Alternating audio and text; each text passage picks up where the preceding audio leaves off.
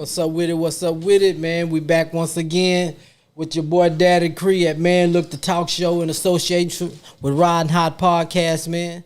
Today I have a very special guest, the man behind the goddamn plan and the man behind the scenes to make the shit come out clean. It's my boy DJ Lil King, man. Hey.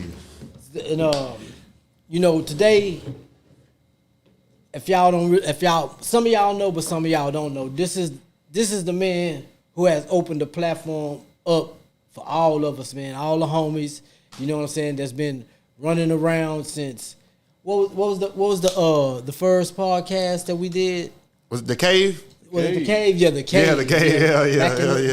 Back in about 2017. You know what I'm saying? Damn near 2016, because it was damn near the first. Was first it of the month? First of the month, man. And he has opened the door for all of us, man. That's why your boy Daddy Cree here today with the Man Look. You know what I'm saying? I had the podcast for a minute, chilled out for a minute. We debated for about a couple of years. He had been trying to get me to do it for almost a 2-year little stint, man. And I finally just Shit, the whole time we've been doing the Ridin Hot Podcast. What you mean? You know what I'm saying? Let me grab some bud real quick, y'all. Go ahead. Since episode 1. And that's for those who don't know that Daddy Cree was actually the first episode. Oh yeah, hell yeah. We gonna throw it up in there because I know you like to say can too, but in the official, the official, yeah, for damn sure. Yeah, and it's Daddy Cree. And the thing about it is, I've always been on the first one. You know what I'm saying? Back to the cave. You know what I'm saying? When he first brought me in on, the brothers always showed me love, man. But I'm gonna give him a little. Allow him to introduce himself and let us know what's going on and things like that, man. Go ahead, brother. Man, what's good? My name is DJ Lil King, Derek Boston, for y'all that don't know me. I'm originally from, I'm from a little part of everywhere from Corpus, everywhere besides the north and the east side. I lived on the south side growing up, then family fell on hard times. We moved to the west, you know what I'm saying? Like, went to school on the south, then ended up going to school on the west, and man, that's a little bit of my story. Grew up with my parents. Like I said, then I moved in with my grandparents because my parents fell on hard times, you know what I'm saying, trying to raise 4 kids, basically just in the house with just one working person type shit, you know what I'm saying? I'm here to tell my story today for y'all that don't know, man. And we gonna get into it too, you know what I'm saying? Growing up on the South, man, from what age, were you on the South to what age before you finally moved to the West? Well, I say it like this. Whenever I came out of the womb, I was originally, so I guess I'm originally from the West, because whenever I came out of the womb, we lived on Baskel Street, which is over there in West Haven.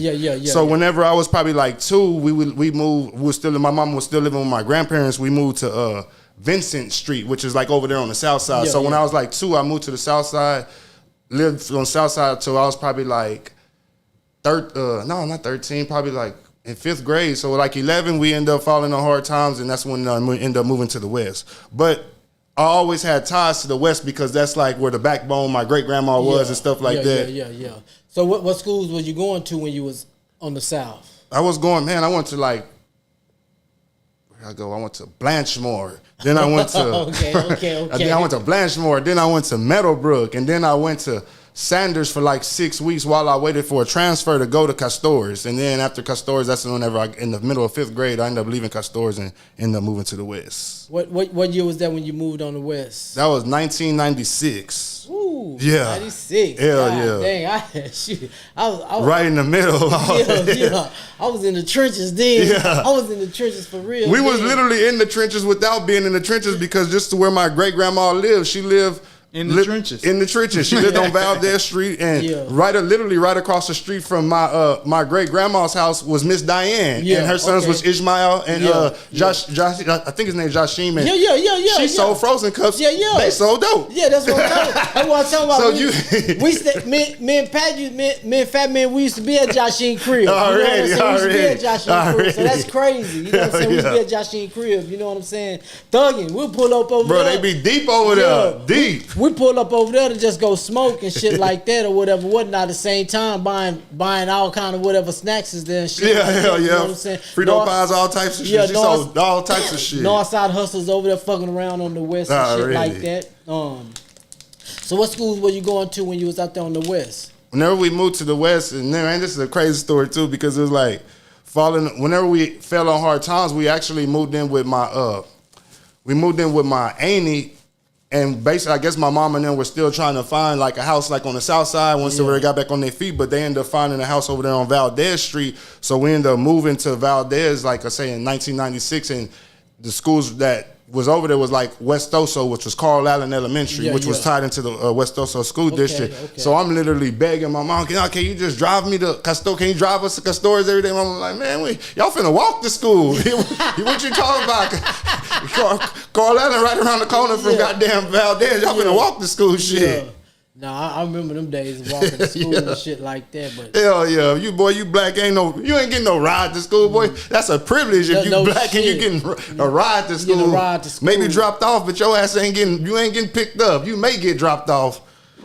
Shit. And after what junior highs and high school did you go to? That led into West Oso Junior High, and then West Oso Junior High led into West Oso High School. So I went to West Oso High School for my freshman year, like the first semester of freshman year, and then I left West Oso High School to go to Carroll High School. Okay. And this is a story, and I ain't even ashamed of it because this is like the part of my story. Yeah. Summer of 8th grade, I was getting ready to go play in the TCR's basketball game. I don't even remember what night it was or whatever, but I was getting ready to go play in the TCR's basketball game, and my cousin, Sean, he said he knew how to cut hair, so I tried to let him give me a fade. He gave me a fade, and he gave me a fade with some dirty clippers. Oh, man. So by the time school started, I had developed like alopecia. Yeah. So I literally had like a bald spot in my head, from like freshman year to like sophomore year, and I was going to West Oso, and it was like you can imagine what it is going to a Miller or a West Oso, one of them schools, and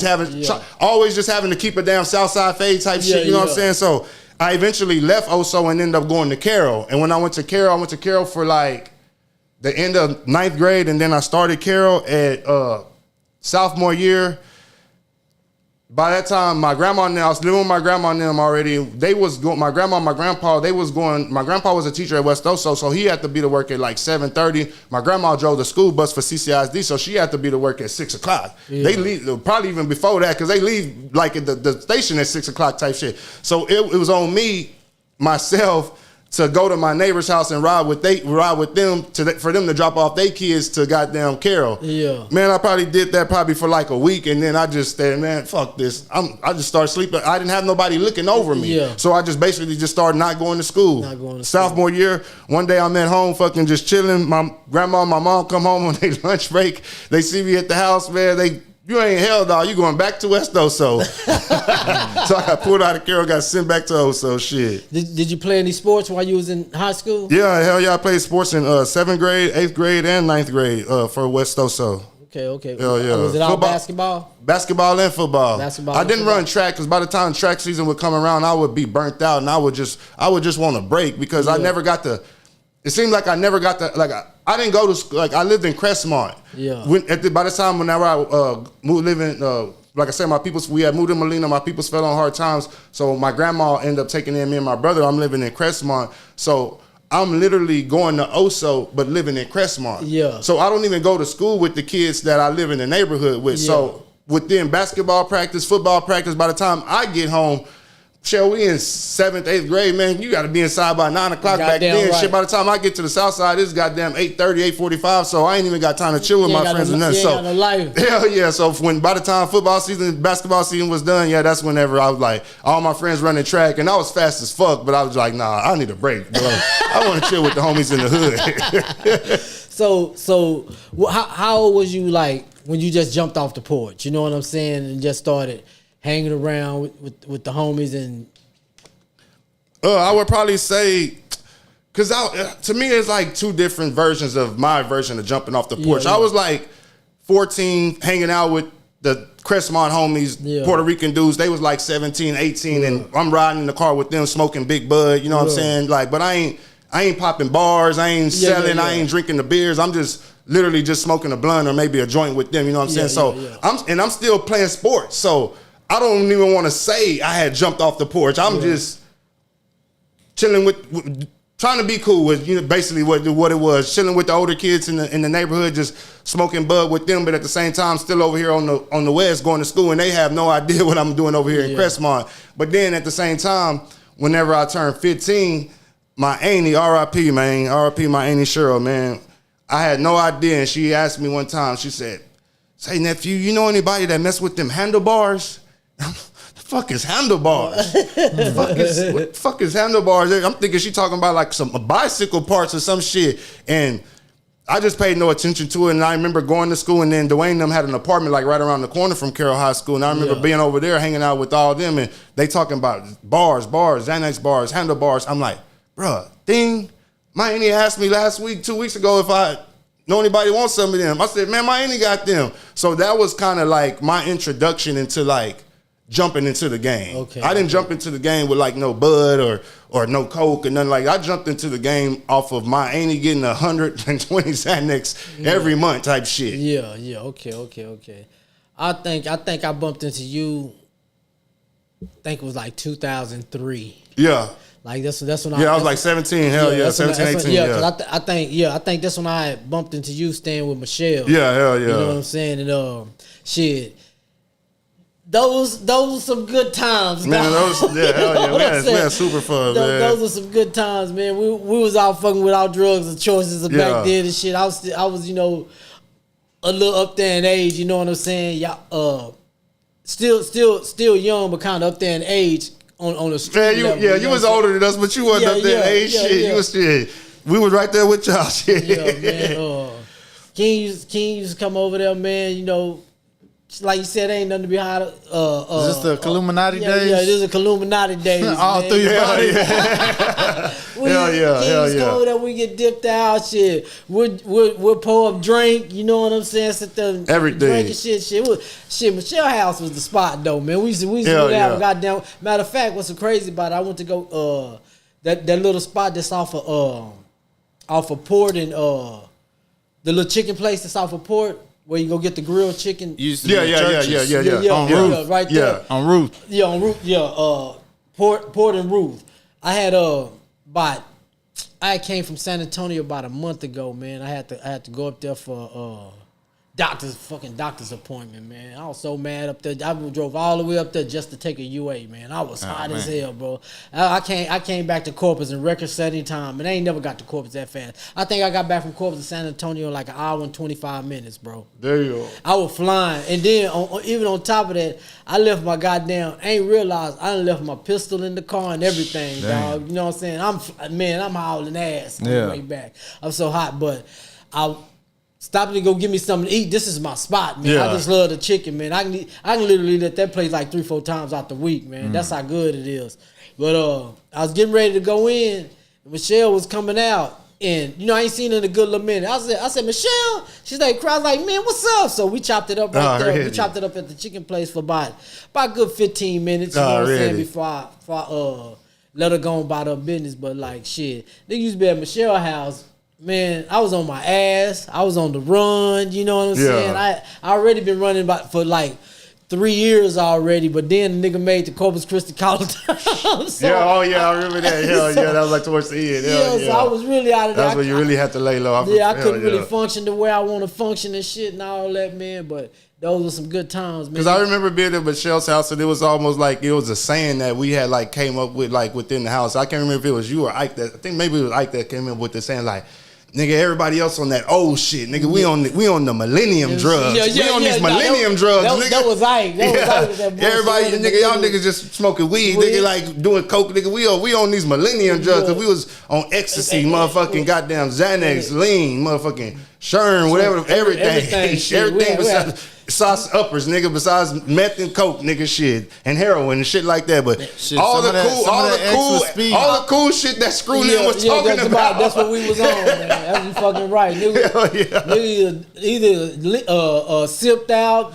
barred out, or shermed out. This was one powered of the two. Powered up. But we was gonna always have some motherfucking weed though. That was the main thing we always had. But yeah, them was some good ass days, man. What I wanted to come, because you know, I just wanted to like give them a taste of who we are, you know what I'm saying, our relationship coming up until today, you know what I'm saying. But I had eventually left the prison. You know what I'm saying? Did 7 years, whatever, whatnot. I get back home. What year was it? I got back home in 2011. I went to prison in 2004. Oh, like right after all this? Yeah, right after. Gotcha. Like, that's right. I remember after, you saying that too. Literally right after. We kicked it for about a good year. Yeah. About a good year over there, and then shit, I was on my way. You know what I'm saying? Man, before you tell that story, let me tell a quick story before we go to the next phase. This is how we had it at Misty Wiz. Just to give you an example, y'all that's watching the freak over here. Like, my cousin's house was the spot, but nobody could go over there type shit. Like, we was only ones who would, like, go, like, nobody who lit, like, Misty Wins. We in Misty Wins. Yeah. So none of the neighborhood people go over there. None of our little high school homies are going over there type shit. But they seeing us walk around Misty Wins fucking looking like zombies, and they like, what the fuck are y'all on? So next thing you know, we got the whole fucking Misty Wiz wet up. We got people that's getting off the Carroll bus that's not even supposed to get off at Misty Winds. They supposed to go to wherever the hell the next stop is and get off. They getting off at Misty Winds so they can chill and get shermed out with us. Right. I remember one day specifically, man, it was a dude who I can't even remember who it was. Man, that boy sat there in the Indian style in the middle of the street, full of that wet, and it was raining, boy. I definitely say that. That's why I was definitely say that, man. I definitely say it was nighttime too. Yeah. It was nighttime too, man. Boy should have been at home and shit, no man. Shit. It was nighttime too, man. Yeah. It was nighttime. I remember that. Nah, I just to say that shit too, man. You took the words right out of my mouth. Yeah. That was some crazy shit. I mean, obviously, y'all were getting it from the north. Nah, we was getting it from Houston. Yeah. We was taking trip. I didn't want to drop her name, but you know what I'm talking about in the north side. Yeah, I know you're talking about. Yeah. Nigga, we would babysit the kids so they could go to get the shit. So niggas shoot all the way to go get hoping when they come back, they'll throw us a stick. Yeah, no shit. He just a stick. Ain't gonna lie. That nigga I tried to play you one time. Man, he would be on some bullshit, man. You gonna lie. Say, that nigga went and got you know, nigga, I can literally say niggas, he'll do what he do. He a good scamming ass nigga. Yeah. But he not no good hustling ass nigga. You know what I'm saying? He's not a good hustler. He's a hell of a scammer, but he's not a good hustler. That nigga, he tried to like get the cigarette and put some water on that bitch and give it to King. Because he didn't have no dip left. Damn, like King that. went smooth off on that nigga. Nigga, what the fuck is this? Man, this ain't no motherfucking sherm. I remember that day, man. That shit was funny. And you know, I was always the type of be like, you know, you're a good lying ass nigga too. That's one of the good things he do is lie. He'll be like, man, Crun ain't just, man, tell this boy this shit. Like, man, ain't got nothing to do with that, dog. Creole did vouch for that day. Don't put me in that shit right there, dog. You know what the fuck you did, nigga. This nigga over here damn near every day. He's not the one, dog. You know what I'm saying? The other niggas, like, one thing about fucking with that nigga Isaac, man, we used to hit some crazy ass licks, dog. I ain't gonna even lie, man. We used to hit some crazy ass licks. And I'm talking about, nigga, fake XOs, fake weed, you know what I'm saying? Nigga go get like a placebo. Nigga selling go, placebos. Nigga go get like buy like a QP, right? And sell a nigga 10 pounds of motherfucking goddamn cigar guts. Shit like that, you know what I'm saying? Just sit the motherfucking weed at the beginning of the motherfucking when you zip it open, you got the weed sitting right there, man. That niggas, man, he used to some crazy ass licks, man. I got one more story too. This is a funny story too. I go over there one night. My grandma lived out of town. Me and Trey at my granny's house, and it's two of Trey's little white boy homeboys. So we go to Misty Wiz, man. We get 2 sticks. Then we paid $20 for 2 sticks. Can't remember if we got it from you or Ike or whoever it was. It was probably Ike. Yeah, I ain't gonna even put you on it. It had to be Ike. We come back to my granny house. We sit in my granny garage, man. Me, Trey, and them 2 dudes, man. We smoke both of them sticks back to back. Man, me and Trey look at each other like, nigga, I don't feel nothing. Damn. Man, we look at them dudes, man. Them dudes are sitting there like dead, bro. Like, damn. Man, like, it was literally like the motherfucking Cheech and Chong movie, like where everybody's all, I'm fucking annihilated, man. And dude, like, I don't feel shit. Damn. Hell yeah. And from that day on, I never bought no more dip from Mike, man. I used to call ourselves water babies. You know what I'm saying? Or tell a nigga, I used to tell man, let's go scuba diving right quick. The nigga over here, man, them was some goddamn days. Yeah, we had some days. I ain't gonna lie, it was some fun though, man. That's just a little history on how we met and how we go back. Yeah. When I came from prison, man, you know, I wasn't around too much until like 2000. I came home in 2011. I was really pretty much in the house. I was really fucking with like Fat Man and Flex on the music tip and Johnny Moog, you know. But after I had my accident is when I kind of like got back outside with the music, you know what I'm saying? And shit, you had the spot in the Trade Center. You know what I'm saying? Yeah. What led to you getting that spot? Two things I want to asking that. What led to you getting to that spot? I'm gonna go ahead and then I ask you the other question. Okay.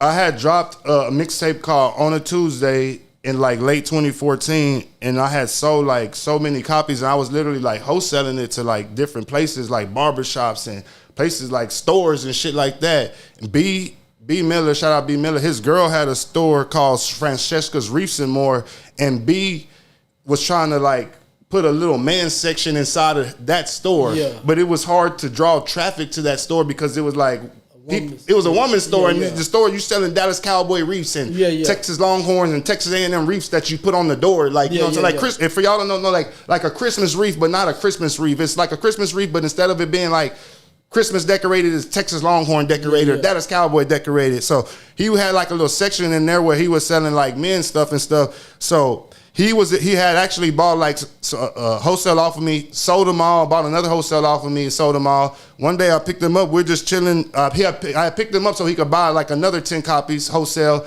and we were just cruising, smoking. He's like, man, one day we should open up a store like selling like all your mixtapes and stuff, you know what I'm saying? Like that shit would be live as hell. And I'm like, hell yeah, but I ain't gonna lie, being black, you don't think, growing up being black, and not to put my parents on blast or nothing, but you're never really taught ownership. You know what I'm saying? My grandma and them owned their house, but my mom and them, they always like rented. Like I never knew like to own nothing. So growing up, I never thought that I knew black people own stuff, but I didn't really think that I could be a black person that owned anything. You know what I'm saying? Much less a goddamn business. You know what I'm saying? Shit. So we're literally cruising around smoking, and B tells me like, man, it ain't even that much to open up a business. You know what I'm saying? All you got to get is the tax ID and then the DBA. You know what I'm saying? And I want to say the tax license was what, like $35, $40 back then, and the DBA was like another $35, $40 or something like that. So we're just cruising, and he's like,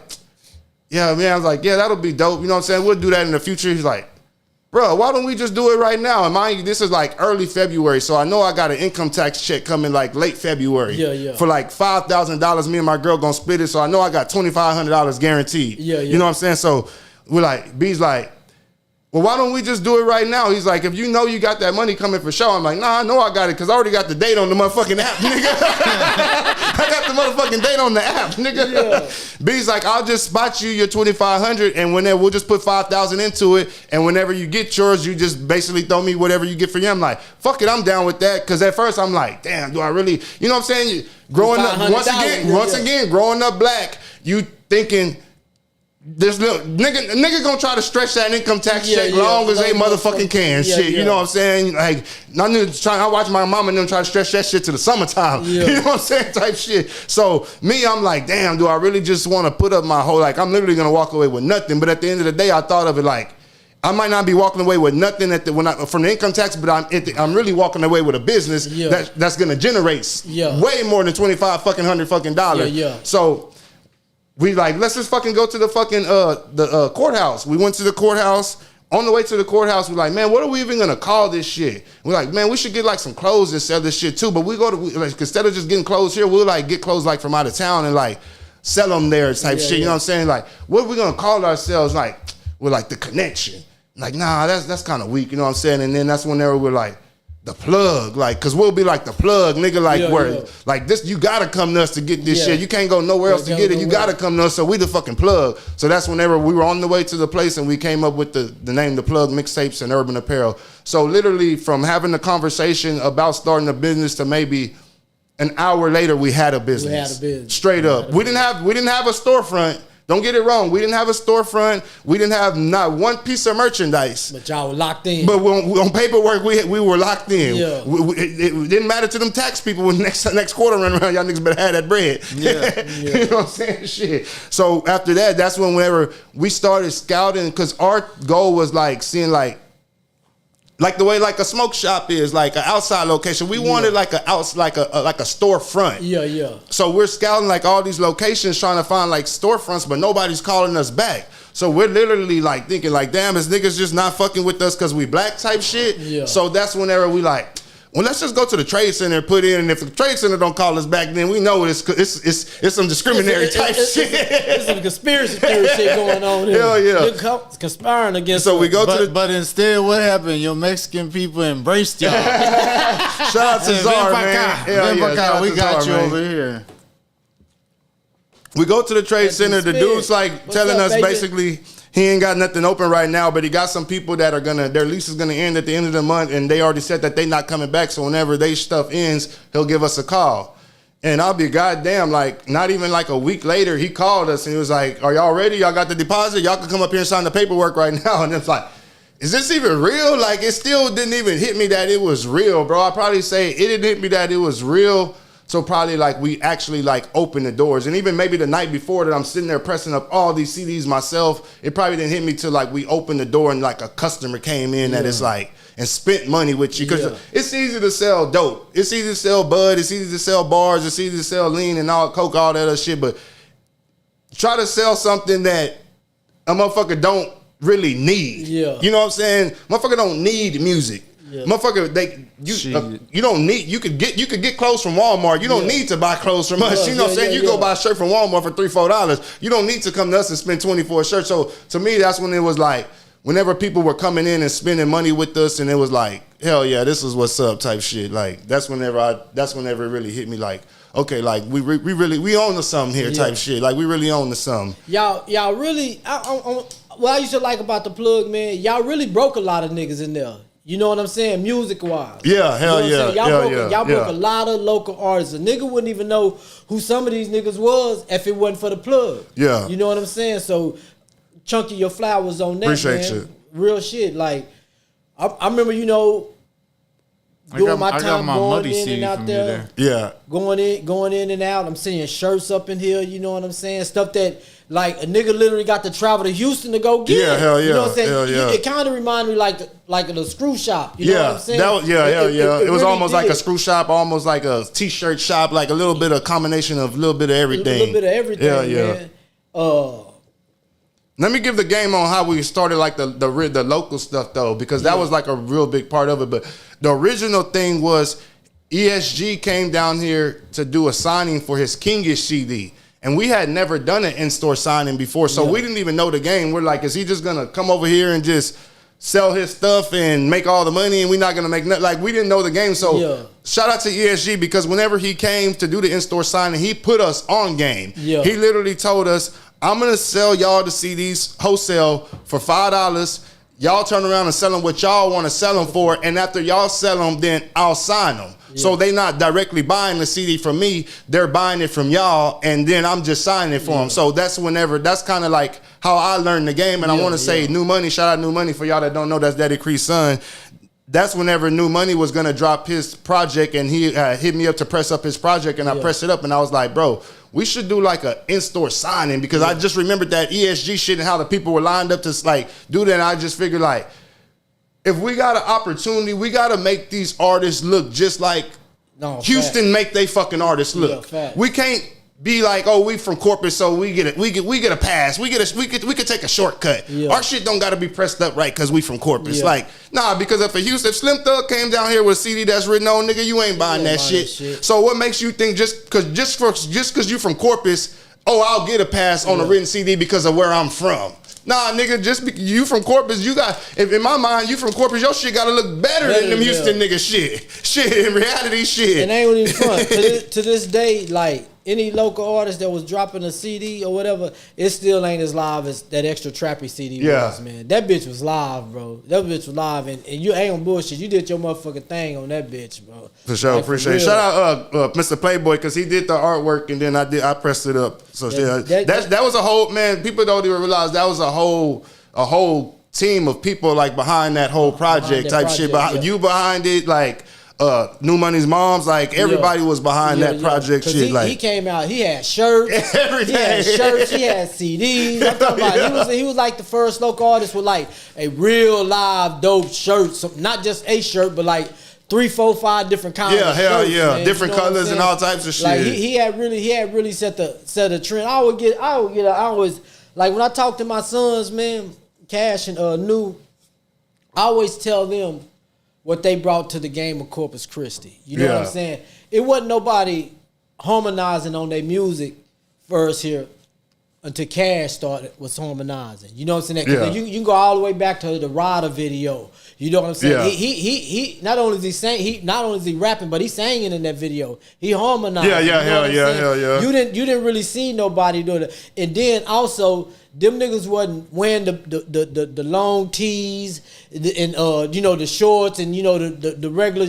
jersey. No, these niggas was fashionistas. Yeah, hell yeah. That's what I'm saying. Hell yeah. Nunu Balenciaga, Ferragamo belt, you know what I'm saying? Versace underwear and shit like that, you know what I'm saying? He really brought a look. Well, nigga, if you gonna be outside with this rapping shit, claiming you all on this music talking about I'm selling this, I'm moving that, nigga, you better look something like it. Hell yeah. Talking about you getting money, you got to really look like it. You know what I'm saying? And he was kind of like the first one to like really make a lot of these rappers like. Bro, I feel like he made people step their game up. Yes. Straight up. Yes, man. Even on production wise, you know what I'm saying? He had production wise, video wise, like people started dropping left and right after that Extra Trappy came out. Shit. They ain't gonna lie, the nigga damn near had a video for every song on that album, man. Hell yeah. And what really fucked it up too is we dropped the Extra Trappy the same day as we dropped the Welcome to Corpus DVD. Yeah. So it was like, bro, you come in this bitch and you get the New Money CD and you could get the fucking DVD with damn near half of his videos on that motherfucker too. Shit. And then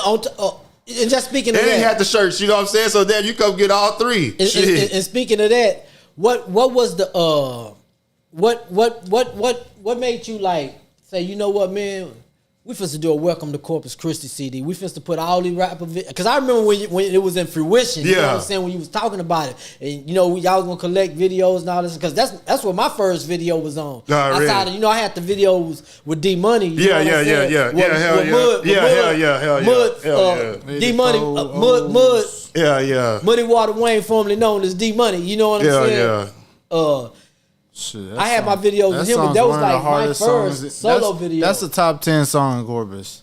Bro, some of those songs on that DVD like literally stood the test of time. Like those were Corpus classics, you know what I'm saying? I ain't gonna lie, we probably missed a few, and I'll break down the story, but we probably missed a few, but it was like the way that I did it, the way I thought of it at the time, we were selling, I don't know, y'all probably remember, they used to have those they were real hot at the time for people who had the screens in their car. They were those 3 CD, those combos. It would come with 3 CDs and one DVD. So it would have like a CD, disc one will have like 25, 30 songs. This 2 got 25, 30 songs. This 3 got 25, 30 songs. And then the DVD got about 60 damn videos on that motherfucker type shit. So that was my original plan. Honestly, I wanted to do a 3 CD DVD combo, but I really couldn't figure out nobody who would do that stuff, and I didn't want to go through one of the DJs like who I was getting, because I was getting those combos from like Ticketmaster and DJ D Real. They were DJs out of Dallas who were pressing up their own stuff, and I knew they weren't going to give me their plug, and I didn't want to have them pressing up my stuff, because that to me that was like some middleman shit. You know what I'm saying? I don't know if they press up their own stuff. I don't know if they send it off. I'm pretty sure they send it off, but I didn't want to send my stuff to somebody who was gonna have to send it off to somebody else. I'd rather just go straight to the person who did it. So that's when I found somebody who did DVDs, and that's when they're basically, man, this is a crazy story too. I made the post, just to post a text post, basically saying, hey, we're gonna do a DVD, no name, I didn't even have a name. We're gonna do a DVD that's gonna have nothing but Corpus videos. If you would like your video to be on the DVD, drop the link here or inbox me your song. Man, I probably got about 5 to 7 people that gave me anything. Literally. Boy put his mask on and started robbing after that. No, I didn't. I feel that. Nah, I didn't. 100%. This is what I did. I figured I want to do this. I don't want to just make a basic cover. I want to put people's faces on this thing. And I want to put the people's faces who are recognizable or should be recognizable. NIL. Yeah. So that's whenever I went. That's whenever we got Lil Ro, Gotti Green, Lamar had his songs, Flyboy LBJ had his hot songs at the time, and New Money, and damn, who else? Muddy Water Wayne was on that motherfucker. You know what I'm saying? And that was the cover. And I reached out to them and told them the whole idea, the concept, and I told them I wanted them to be on the cover, and they were all down with it. Told them I wanted them to put their songs. I also told them that I wanted them to be on the cover, and they were all down with it. Told them to all send me pictures. Some of them had trouble sending me pictures, and all. Oh, and Willie was on the cover too. Yeah. That's right. Some of them had trouble sending me pictures, and that's whenever I hit up Playboy and told Playboy, hey, what you gonna charge me to do a DVD? Playboy talk. I mean, I'm gonna give y'all a game because I hate when people get on podcasts and don't be transparent. I want you to know what this shit costs. Yeah. Playboy charged us $100 to do that. I don't know what he charged now, but in 2015, he charged us $100 to do that DVD artwork. And that was a DVD with the face. So at first, I gave him the pictures, and then he ended up getting other pictures from wherever he may have had them or just went to their page and got them.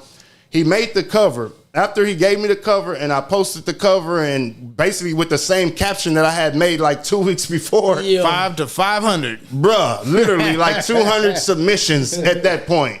People sending me like 10 videos. People sending me videos from 10 years ago. Like,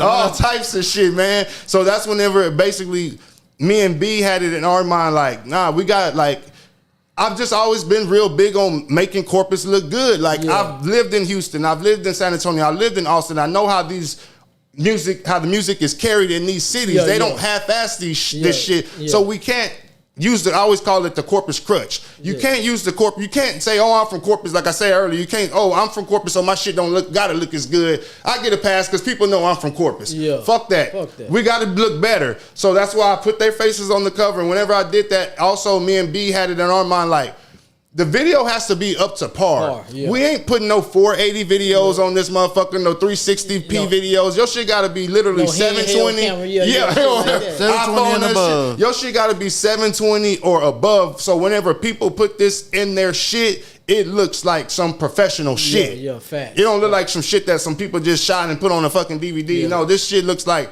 some professional shit. And the way I got it pressed up was all professional done and everything. So that was the whole concept behind that. Went through, filtered through whoever the videos that we picked on there. So the thing was, because a lot of people, we took a lot of flack. How many submissions would you say you had out of how many you picked?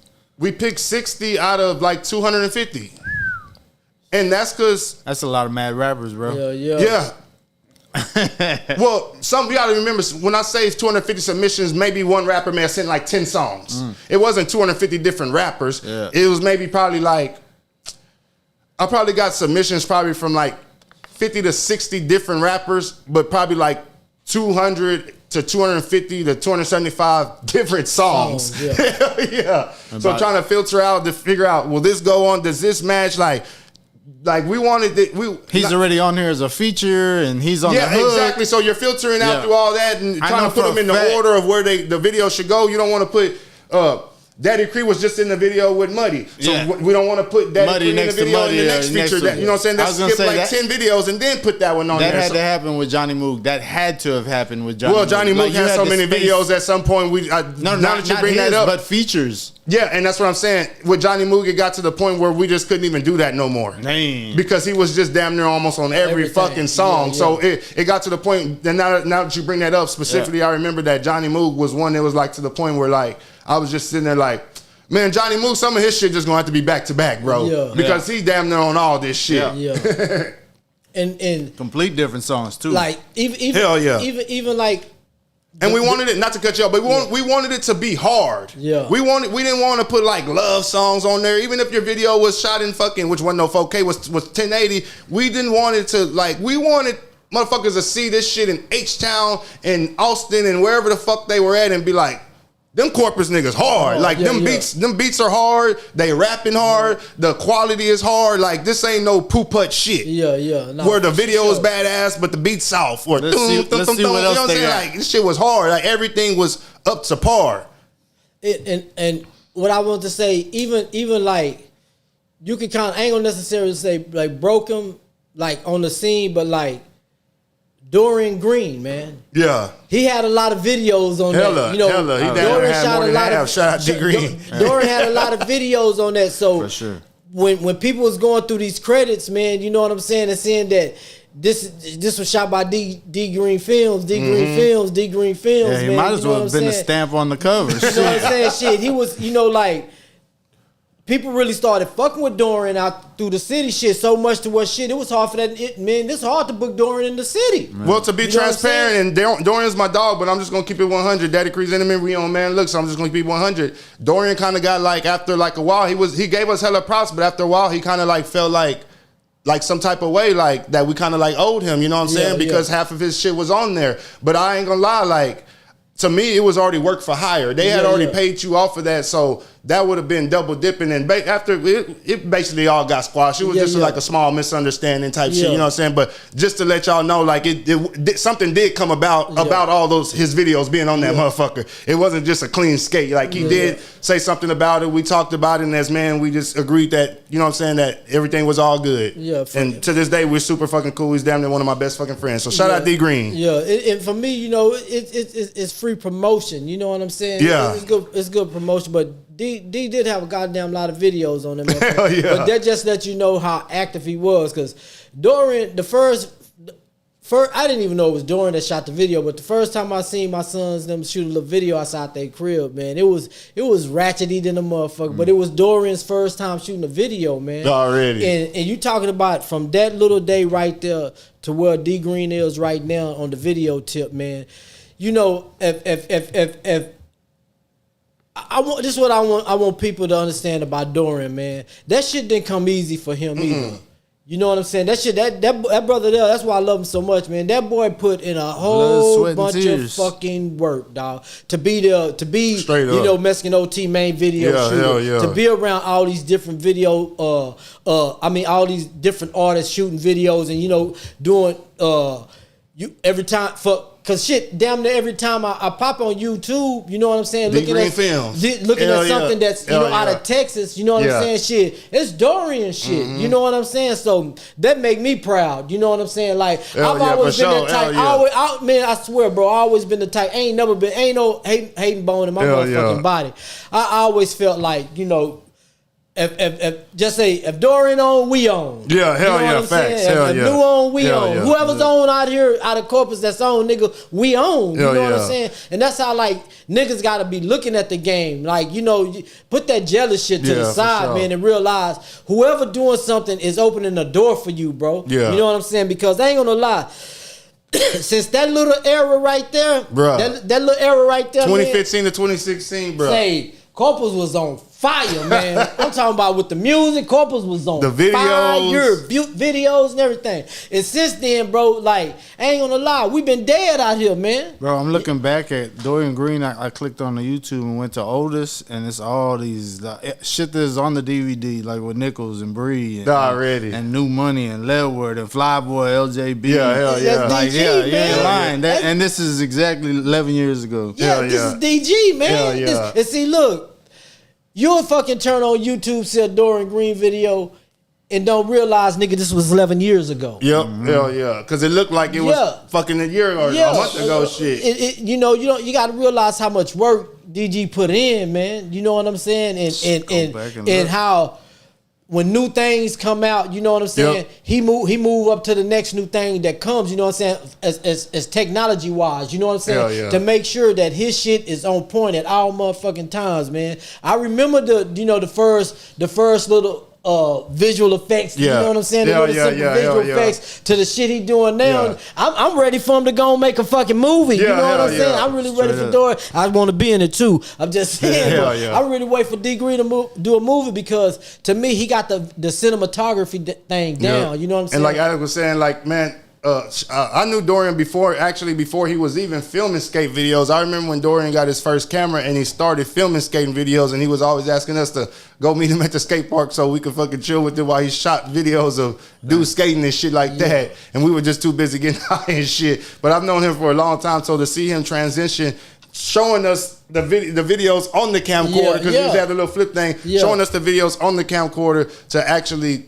doing rap videos, going from skate videos and getting all those angles with the skate videos to being this mastermind with the rap shit. You know what I'm saying? That shit came a long way, man. Shout out D Green, man. Yeah, that's a decade in the goddamn game. So you know, when you see Dorian, if you videographers and shit like that, when you see Dorian, y'all need to call him OG. You know what I'm saying? Real shit. Y'all, that's y'all videographer OG. You know what I'm saying? As well as I can't think. Man, I always forget their name, man. It's two of them. These two Mexican dudes. That Ryan Bazan was hot as fuck at the time too. Vendetta. Vendetta. Vendetta. There they go. Vendetta. Them that say them niggas shoot some badass videos. Hell yeah, they cold as fuck. They cold as hell, man. You know what I'm saying? They popped out with Johnny Moog in like the early 2010-ish years. Or they had shot one video and it was all pink and black or something like that. And it was just a different look for the city that hadn't. Everybody was usually in the trap or something like that. Nobody was shooting a video with like some kind of effects behind them type of shit, you know? Yeah, you had franchise visuals. You know what I'm saying? Franchise visuals. See, we had franchise on the cave, like, bro. It's crazy, bro. Like, we had franchise on the cave. Yeah. That whole like. Cause they you know, would it ever be matched? Like, would it ever be duplicated? Like boys was making money off of music. Yeah, not just putting music out. Boys were literally putting money in their pockets, and that's another story too. I want to tap into about the plug because that's what we did too. If you remember, like we would literally pay local artists for their product. Yeah. We didn't do that consignment, like which we should have, but we just had enough. Y'all get stuck with some? And I still got a bunch of that shit in my garage right now. I won't say none of y'all niggas' names, but some of y'all think y'all the hardest shit rapping in Corpus too. But I won't say y'all name. But yeah, basically you come in there and if we just knew that you were like a fucking hot name, Flatline, he had already passed away. He passed away like we opened the plug and he passed away the week after we had opened the plug. Yeah, so we never got to do business with Flatline, but we did do business with like his family. They would come in there and bring 20, 30 CDs. Actually, it was his wife and his wife's brother. They were coming there. I think they were doing like the music part and Optimo and them were like doing like the shirt part. Yeah, so they would come in there and bring us like 20, 30 CDs and we're buying all these motherfuckers straight cash. You know what I'm saying? And, man, I ain't gonna lie, man. That first week we was open, nobody was asking for no Flatline. Flatline passed away, boy, they was asking for everything Flatline. Yeah. Is that just what it is when people die? It's what it is. Already. Yeah. But then we couldn't keep nothing Flatline on the shelf, man. Nothing. No CDs, no T-shirts, nothing. Everything that we bought 30, 40 CDs off of them, man. I'm hitting them people up like the next weekend to buy some more, like literally. And then they had all of them too, so I would buy like 10 of the first one, 10 of the second one, 10 of the 10 of one with Lil Ro, another 10 of the solo album. Like, man, all that shit would fly too, man. His videos were on the DVD, right? We put one on there. The fucking with Texas? Because we reached out to the family and basically we didn't really get the clearance for it. This was after he passed. Yeah, so that's why. Yeah, we didn't really get the clearance for it. So yeah, because we opened the plug in February, like February 15, 2015, or February 20th, 2015. Flatline died like somewhere right around there, and we dropped that DVD in August of 2015. Shit. You know what I'm saying? So I had reached out to the people, and that's why if you look at the DVD, like. I can't even remember. I may be wrong, but I want to say I put that his video on there without nobody's permission, and that's why I made sure to title it a tribute to Flatline. You know what I'm saying? So we didn't basically take no flack behind it. Got you. That's what's up, man. That's what's up. Hell yeah. Man, I have a Flatline story that like a lot of people don't really know because this is prior to me going to prison. You know what I'm saying? We used to have the same barber named Carlos. He used to be right over there. You know what Wallbangers at? On the side of Wallbangers, it was a barber shop. You know, it's a lady on like a beauty spot. Yeah, I know what you're talking about. She had the barber shop, and then in the back she had like the little massage part right there where you can go get your massage and stuff, right? And one day I was walking in, I had this song called "I'ma Shine, I'ma Show," and Flatline was in Carlos' seat. When I came through the door, Carlos was like, "Say, because he had got the song from Bub." He's like, "Say, Crown, nigga, I didn't know you rap, man." I was like, "Yeah, man, I've been rapping." You know what I'm saying? Flatline was like, and Flatline was sitting, I swear, this is the honest to God truth, bro. Flatline was sitting in his barber. So he's like, "You rap?" He's like, "Yeah." And, you know, I was cocky, man. At that time, man, like, I've always felt like, you know, at that time, especially at that time, like, nigga, I don't care how much you niggas rapping. Y'all ain't not rapping Creon. You know what I'm saying? Like, real shit. I always felt like that. Especially when I'm locked in. You know what I'm saying? With the music, when I'm really locked in. Like you niggas is not out rapping me. So, Flatline was like, you rap? I was like, yeah, man. He's like, where do you rank yourself in state of Texas? You know what I'm saying? Yeah. I told him, shit, I'm easily a top 10 in the state of Texas. You know what I'm saying? You name all them niggas. You know what I'm saying? At that, I always been, throughout, between Scarface and Pac, they're my favorite 2 rappers. You know what I'm saying? And Pimp C. Them 3 right there. But Scarface is my number 1 rapper. Then Pac and then, you know, Pimp C. But, like, I just always thought whether a nigga thought I was being arrogant, y'all niggas just didn't know me back then. Yeah. You know what I'm saying? When it came to the music, because I was locked in. You know what I'm saying? And he say, for real? He say, yeah. He say, well, what do you think? Who do you think you are in Corpus Christi? I say, number 1. Ain't nobody out rapping me, bro. You know what I'm saying? And we exchanged numbers. And I was staying with my partner Darrell at this time, right? And we exchanged pager numbers. You know what I'm saying? We exchanged pager numbers. He said, I'm gonna page you, bro. So I get a page, right? I go to the motherfucking payphone. No. I go to the payphone. I go to the payphone. Yeah, the payphone at the Stripes. The telephone booth. The payphone Stripes on the corner of Costoris. On Costoris and Holly. You know what I'm saying? Right over there, going towards the Crestmont area. You know what I'm saying? I go to the motherfucking payphone. I call it, and it's flat, man. You know what I'm saying? He's like, "Hey, man, it's flatline." I was like, "Yo, what's up with it?" Yada yada yada. Right? He's like, "Say, man, I'm getting ready to go to the studio. You available?" I was like, hell, and like, nigga, I done already seen a few of his videos. You know, nigga, he already dropped that first album. You know what I'm saying? So like, nigga, this is what I want. Not because like, oh, I'm liver than this nigga. That it wasn't about that. Yeah. It was about like, this is my opportunity to be on some real shit. Not even necessarily that. It's so much beef in the streets between niggas and Mexicans in the dope game. You know what I'm saying? Because it ain't the Cubans no more. It ain't the Dominicans no more. It ain't the Jamaicans no more. You know what I'm saying? It's the Mexicans now. You know what I'm saying? And because a lot, you know, they had the dope, some of them was good with us. Some of us tried to treat us like, you know, y'all really niggas. Yeah. But nigga, y'all ain't know how to cook crack until y'all came and fucked with us. Yeah. Y'all was selling powder. We showed y'all how to cook crack. You know what I'm saying? So I'm thinking in my head, man, me and Flatline do this motherfucking, I don't give a fuck if it's one song and we drop the video and it's over for the city when it comes to blacks and Mexicans. Yeah. You know what I'm saying? Like, there's gonna be no motherfucking beef. We're gonna get like real live money together. So in your mind, you thinking this song will have the impact that Braids and Fades by Slim Thug and ESG had? Yes, nigga. Like, yes, nigga. You're gonna have the you're gonna have the livest Mexican in the city, the livest nigga in the city on this track. You know what I'm saying? And he called me, man, and he said he was coming, never came, man. I don't know what happened, you know what I'm saying? At that time, you know, I ain't gonna say necessarily beefing with somebody from him, but I knew it was a couple of his partners that knew me. You know what I'm saying? And at that time, the partner, I ain't gonna say his name, but the partner that I think that got in his ear that probably said something to him, it took me and him a while to become kind of cool, because he was cool with my partner Darrell, but he didn't really too much fuck with me. But he knew that I rapped, you know what I'm saying? And when Flatline probably said, man, I'm finna go fuck with this dude named Creon, you know, they call him Daddy Cree. Yeah. He was probably like, nah, I don't fuck. You know, this is what I'm thinking, because it don't. Flatline is, to me, he's not the nigga that's not gonna show up without a fucking reason. You know, and he didn't know you enough to not come for to have a reason to not come type shit. You know what I'm saying? Yeah. So I knew, my nigga, man, if I get on the track with this SA nigga, it's over for the city. It's over for the city. You know what I'm saying? And with the wave that he had, man, you know what I'm saying? I knew I was gonna be on, but even at that time, I was still on the run. You know what I'm saying? I was still on the run. You know what I'm saying? So I just wanted to get in where I fit in and put on for both sides. You know what I'm saying?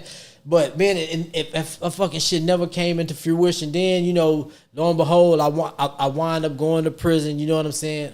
I get out, I'm not doing too much and shit. And then, you know, when I start getting back into motion and shit like that, the situation happened with him. You know what I'm saying? I was like, God damn, because when I got into the penitentiary, dog, look at him, man. Mexicans knew who Flatline was. You know what I'm saying? Yeah, hell yeah. Mexicans knew who Flatline was. I was in the penitentiary, nigga. Mexicans that came from like San Antonio, the Corpus Christi area, Austin area, and Houston, they knew who this Mexican was, dog. And I'm like, nigga, he from Corpus Christi. You know what I'm saying? This nigga from my city, he really, really repping. You know what I'm saying? Then when I came home, you know, of course I'm gonna get on the videos because I want to see what he doing. You know what I'm saying? Nigga was doing numbers. Yeah. Nigga was doing numbers. I'm like, that nigga really popping, man. You know what I'm saying? That's what I tell people all the time. He was in the millions. Before he passed. Yeah, that nigga was doing numbers on motherfucking YouTube and shit like that. When I would YouTube his videos and go through his shit, Flat was doing motherfucking numbers, man. Like for real, but that was just something, man, I wish could have fucking came into fruition, man. I wish could have. And you know what? Really, man, only motherfucker that know that story is Darrell, because I told him, say my nigga, I'm finna go to the studio with Flat. You know what I'm saying? And Carlos, because Carlos was right there listening to the conversation between both of them. And when I told Flatline I was number one in Corpus, man, that nigga was like, for real? You know what I'm saying? Like, you look at a nigga like, for real? You know, nigga, you feel like that? I'm like, yeah, my nigga, you know what I'm saying? Like, but you don't know me. You know what I'm saying? But I've been doing this shit for so long, the vocabulary and the wordplay and the writing is pretty impeccable before I went to prison. You know what I'm saying? Outside of us being in Michelle House, motherfucking freestyling and shit. But that was really a time that I wanted something to happen to us. You know what I'm saying? But it just didn't happen. Yeah, I'm looking at the calendar. Flatline died on February 20th. So we either opened up the plug on February 13th or February 27th. It was either the week before or the week after. I can't remember exactly, but I know he either died a week before or a week after we opened it. And it took us probably like 3-4 months to get some Flatline product in that damn stove shit. Yeah, he was most definitely that nigga in the city, man. Hell yeah. He was most definitely that nigga in the city. Forever Flat. What happened with the plug? If you don't mind going into detail or anything about that, or this bad. Look, fuck that. We go keep it 100 on this motherfucker shit. This is probably like my first time. Like I've opened up and told, but I've never really just opened. Like I said, like I said, I spoke earlier. Like that, the plug.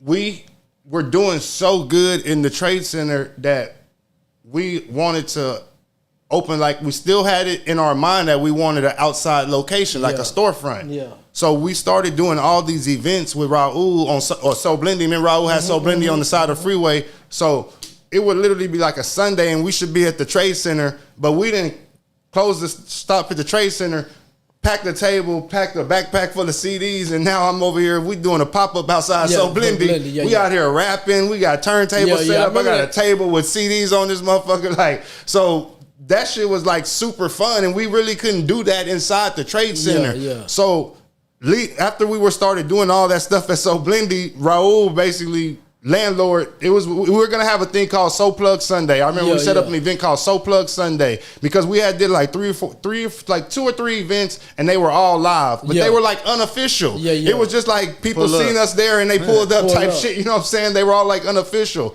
Or once we did like a Trey in-store signing, it kind of like.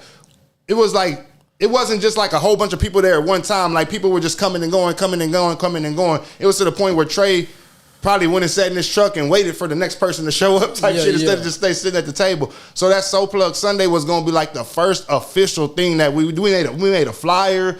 We put open mic, open turntables, free barbecue. Like literally we were going to have the turntables out there. Whoever you a DJ, pull up, bring your laptop, plug in, DJ. Open mic, freestyle, like we were gonna do all that shit. And man, we were out there for like, when I pulled up, I want to say we had scheduled it to start at like 2. We're gonna do it, from 2 to whenever we were done. I still got the flyer, I'd have to go look at it, but let's just say we were gonna start at 2. I pull up at 2. They had already been like fucking, we're gonna start at 2. I pull up at 150. There was already like fucking 10 cars there. And there was no parking. So everybody was all parked like on the back roads and all types of shit. And there was already like a crowd of people. I pull up, I get there, man, by 2:15, bro, it's fucking cars parked any and everywhere they can fucking park on the side of fucking freeway type shit. Yeah. Man, although Raul's landlord got fucking whiff of that shit, man, we weren't out there for 30 minutes, bro, and fucking his landlord called him and basically told him that we had to shut it down. And we tried to move it to the Cole Park. We told everybody, meet us at Cole Park, which we didn't have no generator or nothing. So we're just basically like, hey, we taking the pit out there to Cole Park. We got a Bluetooth speaker. Meet us out there. Man, by the time we got shut down, there's probably like 60 people out there. By the time we got to Cole Park, there was maybe 15 of us. And like I said, it was 60 people out there, and we had only been out there for about 20 minutes. By the time we got to Cole Park, man, it was maybe 15 of us type shit. Like fucked up the vibe. Fucked up the vibe, literally, straight up. Like literally. There wasn't gonna be no live DJing, there wasn't gonna be no freestyling. It was just basically just wait for fucking Scrap to finish the barbecue and let's eat. And enjoy looking at the water. That's what it be. I'd have pulled out the phone, really dropped the instrumental, and make it happen, bro. I actually those shot, 15 would have been solid. I actually shot my first video. My solo video on the top of So Blended. Oh yeah, hell yeah. Me and Dora went up there. We shot it where you can see like the freeway, the skyline of the freeway and shit like that. I actually shot my video up there, and then down there by the where the Selena Auditorium was. You know what I'm saying? The American Bank Center in that little area right there. You know what I'm saying? So Raul was about to get his lease was about to be up, and once his lease was about to be up, he didn't want to renew it because he wanted to find a location where we would be able to do those type of events. So we started scouting out locations, and we ended up going and looking at the location where So Blendy was on Ayers. So we ended up getting that location, and we ended up closing the location inside the trade center, and we basically went So Blendy / the plug. So it was like we split it in half. Had this side was the barbershop, this side was the plug, and it was like, it was too packed up in there. You know what I'm saying? It was just too packed up in there. And this, I ain't gonna put this on Raul. People were just coming in there to get haircuts and they just weren't respecting my shit, our shit. I had my showcases right here, like the glass showcases with my CDs in them type shit. People coming in with Boatnet and Whataburger sitting their cups on top of my showcases. People coming in to look at shit, and it's fucking Boatnet boxes and Whataburger bags on top of the glass showcases that I'm showcasing my products and shit. So that was kind of like, man, I got to get back in the trade center, you know what I'm saying? But the final straw for me, and I ain't going to put this on Raul, it's just, we should have thought this out before we did this. It was Black Friday. Black Friday. And everybody was there. All the barbers were there. I was up there. And I saw some girls basically like park their car, and they got out the car and they walked up to the door, and I'm sitting in my car like smoking, just looking, and I peeped them get off the car, go to the door, open the door, and the expression that I got was they opened that door, saw a whole bunch of niggas and was like, hell no, I ain't walking in that motherfucker. So to me, it was like, this is a spot where if you ain't comfortable enough, you ain't gonna walk in this bitch. So even if you do want to buy a CD, if you don't know us, it basically became, I figured over there, you basically had to know us to feel comfortable enough to go in that motherfucker. Because if you didn't know us, like some people just ain't comfortable, especially going into a barbershop. You know, when you open a barbershop door, you feel like everybody in that motherfucker look at you. You know what I'm saying? So whenever and I don't even know if that's what those girls did, but for me, that's just what I read. I read them opening that door, not even stepping a foot in, just looking in that motherfucker and saying, nope. Oh shit! Fuck no, we're not walking in them. And I don't even know if they were there to pick up their dude, to wait for their little brother. I don't know if they were there to buy a T-shirt for me, to buy a CD. I don't know what they were there for. But just that expression that I saw from them, I was like, nah, I got to get back in the trade center. So then I went back to the trade center, but at that point, like, I just didn't really have we didn't have no new merch to sell. I ain't gonna lie, I was kind of doing it by myself. B had kind of like, was just chilling at the crib. I guess he just didn't have the passion for it no more. So I'm just doing everything by myself at this point. And I'm not making no money to be able to order new merch. I'm basically just selling what I got to be able to just keep this fucking rent paid. I never have nothing left over to go buy any new merch. So I'm just barely just, I'm even having to put in my own money. You know what I'm saying? I'm having to pay rent in my house, and then I'm having to pay. We were paying $575 at the Trade Center. Some months I would just make $375, and I've been open a whole month. But ain't nobody, because the Trade Center is a spot too, and not just the Trade Center, any place of business. When people keep coming to your business over and over, unless it's a goddamn convenience store, your shit, you better change shit around, put shit in. If you're gonna have the same shit, change it around. put in different places, but you need to have a new flow of inventory coming in of new shit. People don't want to go in your store 3 months later and see, no, they still got the same shit. That gives them no reason to come to your store a month later because they gon' well, damn, it's been 3 months and he still got the same shit. So if I come back in a month, he gonna still have the same shit. So I just basically wasn't selling none of that old shit. Even whenever I would try to do deals and stuff, it just Black Friday deals, New Year's deals, just nothing would basically go. Buy one, get 5 free. All types of shit. Get a free CD, get a free mixtape, and it's just like the aura had just wore off. Yeah, you know what I'm saying? Like that aura that we had from the beginning, like the fucking new hot fucking shit in town had already wore off. Yeah, and two, I think also, man, like I was saying, there was an era. Yeah, you know what I'm saying? Like, niggas was really active with the music, man, and I don't know what happened, man. Like that's why, like my when they would come out with the list, right? Yeah. No shit. You'll see niggas on the list with one video from 5 years You know what I'm saying? Or you see a nigga exactly on the list. He ain't got no new music, but shit, he in the top 5. Yeah. You know what I'm saying? And for me, I just felt like all those lists was pressure. Niggas saying like, you gotta put me on there. Calling in and saying like, nigga, why come I ain't on here? On there? Or buddy shit. Now, man, when we do these lists, bro, we got to do them correctly and accordingly. Yeah. Like, our bullshit to the side. It ain't one nigga over the course of time since like that 2016 era that has dropped more videos than Fat Man. You know what I'm saying? I'm just being honest. Or putting out more music. For sure. Or putting out music, man. Yeah. How is my nigga not on the list? Yeah, I don't give a fuck how old he is. Yeah. You know what I'm saying? How is he not on the list? Because why? They doing shows. Yep. They doing shows. The nigga got features. Yep. You know what I'm saying? Videos nigga got are A1 quality. Nigga got videos. Nigga got shit. They're movies. That nigga. They're movies. Hold up, pause for this little movie break. You know what I'm saying? Like the nigga got a bunch of fucking shit. And you mean to tell me you got a nigga on the list who ain't got no videos and just 3 fucking songs and he the hottest in the city? Yeah. Come on, my nigga. I'm not trying to hear that shit. So when I was speaking on that shit, motherfuckers point fangs over here. No, nigga, this go to whoever. Yeah, it ain't just for who y'all think it is. No, nigga, this is for whoever. I'm talking to the city of Corpus Christi, nigga, because why?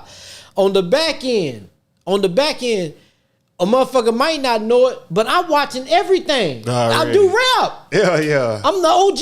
Yeah. I do this shit. I pay attention to it. You know what I'm saying? City got to things that got to the point where niggas was making so much music. The city was really doing something. I felt like I don't need to rap no more. Then I can start listening to everybody. So I'm paying attention to everything that's fucking going on, dog. You know what I'm saying? I'm paying attention to all the music that's been played, everybody who's dropping and shit like that. But we got niggas on the list who ain't got shit going on. Even the nigga said, even in the comments, a nigga like, shit, OG, you belong on the motherfucker. I said, no, I don't.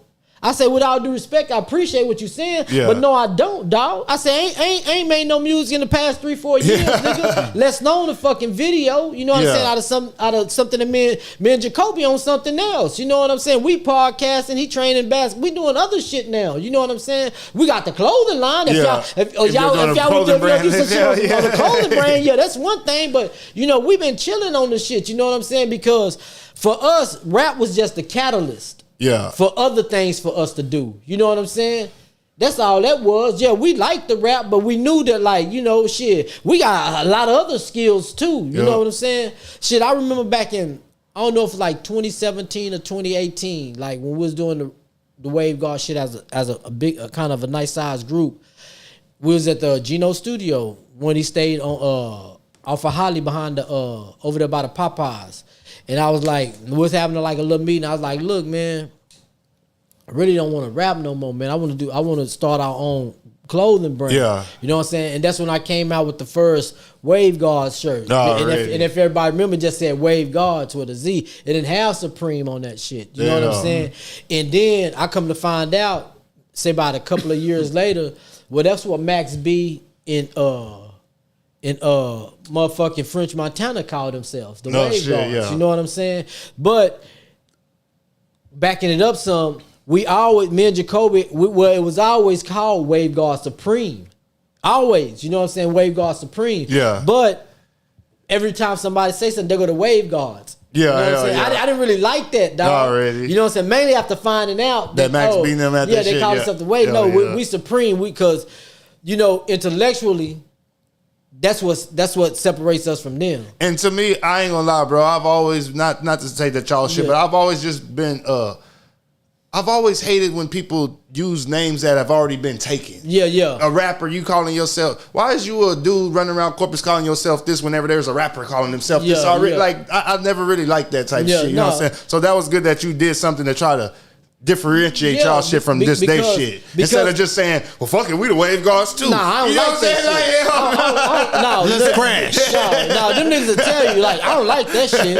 I don't like that shit. And even if I would have known, like, you probably wouldn't even use. We probably wouldn't even be Wave Guards. We'd probably been something else, dog. Like, for real. But we was already established. You know what I'm saying? We were already established.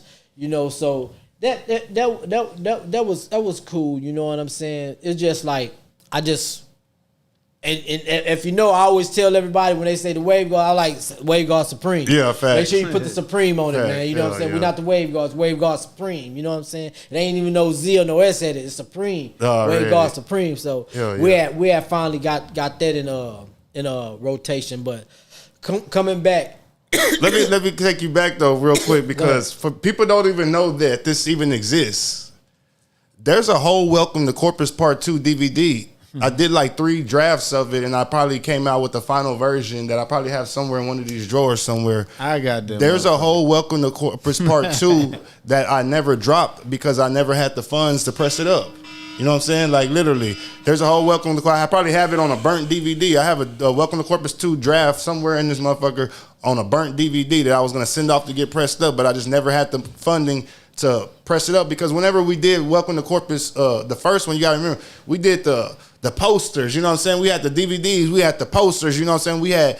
We had New Money right next to us with his product, you know what I'm saying? So to me, it was like, if you're going to do something, we got to do it right. So I didn't have the money to even press it up, much less get some posters made, you know what I'm saying? I didn't want to just, you gotta go harder than you gotta the first go hard. time. You know what I'm saying? Yeah, you gotta go pay harder. Fucking Playboy the $100 to do it, and then just press up 50 because that's all I could afford. You know what I'm saying? Like, nah, I didn't want to do it like that, and not with no posters. You know what I'm saying? You couldn't even keep them motherfuckers, dog. Everybody had. Nigga, I don't care, man. Who call we was in, bro? You jumped in somebody ride, that motherfucking DVD was playing. All in the clubs and shit too. On the fucking on the screen, the club line. What was it? Access? Yeah. Bullshit. The bridge too. When it used to be Infinity.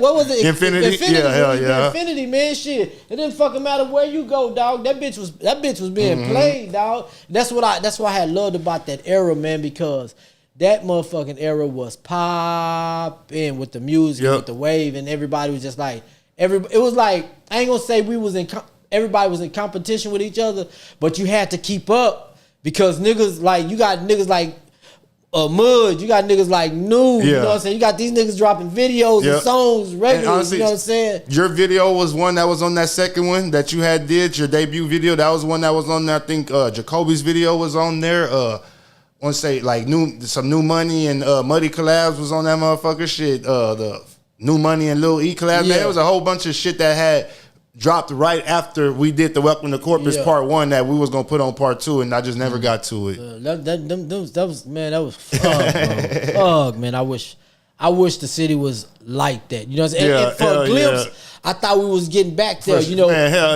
because of the list. You know what I'm saying? The list, I ain't gonna lie, it's one thing that them lists did do, and I give them credit to.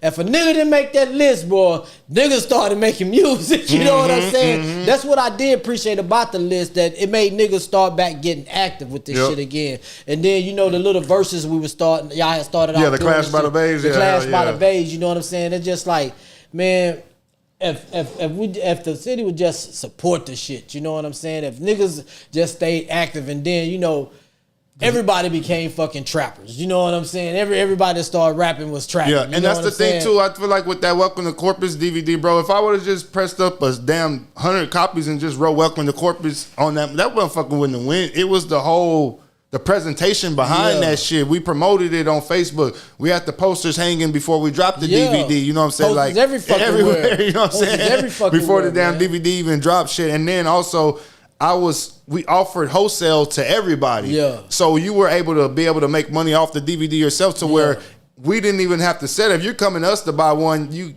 gonna get it for retail. We're selling them for $15. Everybody else was selling them for whatever they were selling them for. But we literally probably had like 10 different people in Corpus besides us selling the damn motherfucker. Yeah. So that shit was damn like dope shit. You know what I'm saying? Motherfucker coming back for another pack shit. Yeah, shit. That was live, man. Yeah. Live.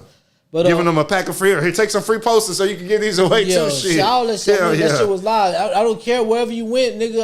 I go into a fucking like the hood store, like a hood store. You know what I'm saying? Time markets and some shit like that. Nigga, the posters in that bitch. You know, I'm like, damn, nigga, these niggas all over the city. On the west side, on the south side, on the fucking it didn't matter. The motherfuckers was everywhere, man. Who would you say hustled the most DVDs? Who came back for the rib? Man, Muddy. Straight up. Muddy. Hell yeah. He was buying like he a 30 was pack probably giving them hoes away, weekend. to be honest. Here, take this shit. Look at me. I'm on the cover. And that was a selling point, you know what I'm saying? Straight up. Like a motherfucker shit. For everybody on the cover, automatically. I watched that nigga. I used to watch people, you know, me and Muddy could be riding, man, and he'll bumping, you know, like he'll see somebody, man, them motherfuckers jump out the car and they buying that nigga shit. You know what I'm saying? Like for real, they was buying mud shit. They was buying like new shit too. Like a motherfucker. They was buying a lot of new shit, man. You know, all the clothes and shit. Muddy and Lil Ro were like the hottest. New Muddy, Lil Ro, like the hottest living artists that we've dealt with, and then Flatline, you know what I'm saying, R.I.P. But New Muddy and Lil Ro, Flatline, those were like the top artists that we sold their shit from local artists straight up.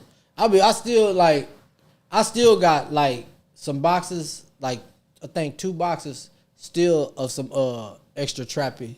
I probably got about 5 of them somewhere around here. And I be looking inside. Sell them hoes for $100 shit. I be looking at new shit. I be like, man, I wish you just come on back one more time. Come on back one more time and bless the city with this music, man. Because nigga, I ain't lying. Reloaded. Man. Extra Trapper Reloaded. I thought New was gonna be the one to pop. Yeah, you know what I'm saying? Like for real. Because he made us look good, bro. Like he was literally making Corpus look good. You know what I'm saying? He was making them other niggas step their game up to make us look good too. You seeing this is the pinnacle of this shit. Like this is what you got to step your game up to. Shit. And for me, dog, like his sound was so different because I'm older. So you know that was a different sound for me, bro. And I could not get that bitch out of my CD player for weeks. And it was new to me. I don't normally like gravitate towards that shit, but what he was saying and shit, and I was just like, damn, I fucks with this shit. Like if I was his fucking age, I sound like this shit right here, like straight up. Like he took me back like that type of shit, you know. So facts, man. Another backstory, we also did a Slowed and Wreck version by me. We never dropped that motherfucker. Damn, we never dropped it. I gave it to him, and I don't know what he did with it. Shit. I did it for him, and I gave it to him. I got both out of your ass. I got the regular version and the slowed and top version, man. Shit. Available for download tonight on Right Now Podcast. Like for real, I got in collaboration with Man Look. I had the regular CD and I had the purple CD. Yeah, man. Yeah, that bitch was a banger, bro. King bless my game on that shit. You know what I'm saying? Like for real, man. It was time shit. Everybody else had their turn. It was your turn. If I bought like, nah, fuck that. We can't wait no more. We like whatever I gotta do to help get this shit out. We gotta do it. Shit, fuck that. Like. Nah, cause you got something, and that shit needed to be heard. Cause you brought the sample CD to us at the plug, a burnt CD, and we were listening to that shit. I remember me and B were just like in awe, like, damn nigga, we ain't never heard no shit like this. Like is the memoirs, the rough draft copy. He brought us the rough draft to the plug, and we listened to that shit like, damn, we never heard no shit like this, especially coming out of Corpus. Like that shit was like some next level shit. Like we gotta get this shit out. Whatever we gotta do to get it out now, we gotta get this shit out. Fuck that. I appreciate that shit. Yeah. But shit, and that's when I was really like starting to catch my flow again. You know what I'm saying? I was off my meds and shit like that. Cause a lot of times, like when I was going to the studio, I'll be on my meds. You can kind of hear me slurring my words, and sometimes it'll take me forever to get my fucking takes. You know what I'm saying? To get my takes in because I'm on in a day, I'm on 6 motherfucking hydrocodone, nigga. I'm on 6 motherfucking tramadol, and I'm on like 3 gabapentins, nigga. This is my daily routine, nigga. You know what I'm saying? To me, I'm be normal. Yeah, you just know to be normal. I'm a functioning. I'm addicted to them shits. I'm a functioning addict, but when I got in the studio and I'm hearing my shit, I'm so conscious of my motherfucking music. I'm like, we got to do that takeover again. You know what I'm saying? We got to do this takeover again. We got to do this takeover again because I'm hearing myself. You know what I'm saying? And I'm through with them hoes now, but I gotta catch I'm starting to get back in the motion. I'm starting to feel like myself again. You know what I'm saying? So shit, let's run it back. Man. Yeah, man. But run it back one more time. So this is like what, 2016? Y'all talking about 2016, 2017. Yeah, hell yeah, probably early 2016 because we did New Money and we did New Money August of 2015, and then. Yeah, was did yours drop before Muddy's or after Muddy's? After Muddy's. Okay, Muddy was in January of 2016, so Daddy Cree was probably like right after Muddy. Right after Muddy's. Yeah. Right after Muddy's. But that's because y'all had the 84s with during that in between. Yeah. Because that's on yours or his? That's Muddy's. Yeah. Oh, see, I was always going to collab with Muddy. Like, you know, me and Muddy was running real tough at that time. You know what I'm saying? So I'm always at the studio with him. Nigga, I ain't gonna lie, with Mud, that nigga be like, nigga, let's go to the studio and make a song. You know what I'm saying? Bet, we'll pull up in Lives. You know what I'm saying? And pin that shit right then and there. You know what I'm saying? We writing this shit right here and there. You know what I'm saying? Boom. So that's where all that early Mud shit was recorded in Live already. Pimp C watching over all of us. Yeah, facts. That shit was so loud, dog. Shout out Muddy. We probably talking about when Life was still at the house, though. Probably this before. Yeah, but Pimp C was there the whole time. This ain't at the Chambers. This is when Life is in the motherfucking Casa. And Oh, shit, yeah, got you. Hell yeah. The OGs. I don't even know if that was the OG spot, but that's when I first. OG spot Already, hell yeah. Gutterville. That's what I'm Yeah. We right there. Damn, that's what y'all was getting it in, dog, getting it in. Shout out Life, man. Hell yeah. And that's because like me and Mud had a lot of songs, bro. We just all of them didn't get dropped. You know what I'm saying? We had a lot of songs. We always on a whim. We go record. I'm recording with Mud just as much as I'm recording with Jacoby now. Damn. You know what I'm saying? Like for real. I'm always gon' record with Mud, but I'm a Wave God Supreme. You know what I'm saying? So I'm always make music with my team. You know. But at one point, wasn't Mud a Wave Guard? Yeah. When we like first, the original. Yeah. That's okay. That's the way. That's QB as well, right? Yeah. Like QB was like really the man behind the music. Oh shit. To us. You know what I'm saying? Nigga go to QB crib. Like you couldn't look. My introduction to because they was already there. Already. Jacoby and QB. Jacoby QB and Willie. Okay. Yeah, they all like the same age. And so I go there one day. Willie. They'll stand on the south side. Yeah. Already. Yeah. The apartments. The old Waterford. The old Waterford. Yeah. So I'm if y'all kids only knew. And Nick like, man, we finna go to QB's and record. Because they used to call me Pimp on Mine. You know what I'm saying? That was my Wave Guard originally, but Daddy Cree is just Daddy Cree. So I always say that, but it's really Pimp on Mine. That was my Wave Guard name. And when Nick was like, before I can even get on the mic, he's like, you got to get yourself a Wave Guard name. Before I can even get on the mic, you know what I'm saying? And that's when I came up because it was something new. You know what I'm saying? I wasn't an official member. You know what I'm saying? It was just him and Jacoby and QB on the fucking beats and all that shit. Man, let me tell you something about this nigga QB, man. Nigga, this nigga used to, man, he's impeccable, bro. Mm-hmm. When I say QB is ahead of his time, bro, he sent me, I got shit in my motherfucking messenger right now.